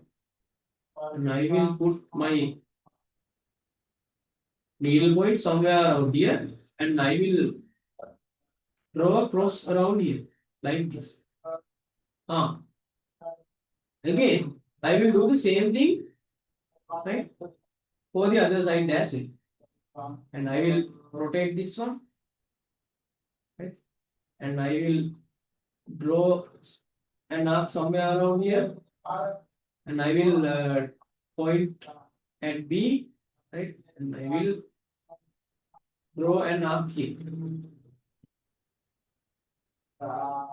right. So I will take my compass some back, then I will clear board.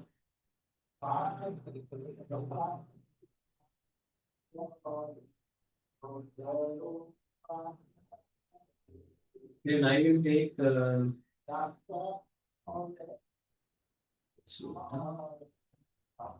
will clear the dots as well. Right. And now this is the first arc that I have created, and this is the second arc that I have created, right? So I need to draw a line, right, by crossing these two arcs. Right? You need to match them. Then you have the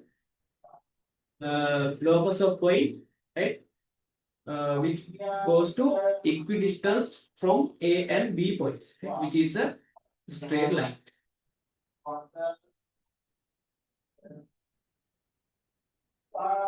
Like this.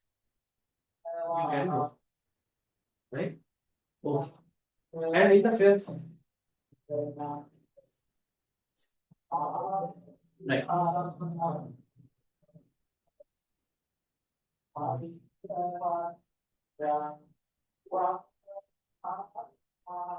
You can now see this as a straight line, and you need to mark, right, something like this as it. So my this side b equals to this side. So you need to mark that, right? And in the fifth question, they ask, right? In the fifth question, they ask, name the point where two loci for third and fourth meet as O. All right, okay. So let's do that. So what are the loci that we drawn in the third one and fourth one? Fourth one is this one, right? Fourth one is this one. So this is for fourth one, okay? And this is for number 4 and number 3. Those are points which are the distance for areas. So this is we draw for the third one, right? So These two lines meet here at this point. So we have to mark it as point O. We have to mark it as point O. So okay. So we have, this is the end of the discussion of the paper, right? So I have discussed this in somewhat with a speed, so you can remember all things. I need to cover all the questions. Right? So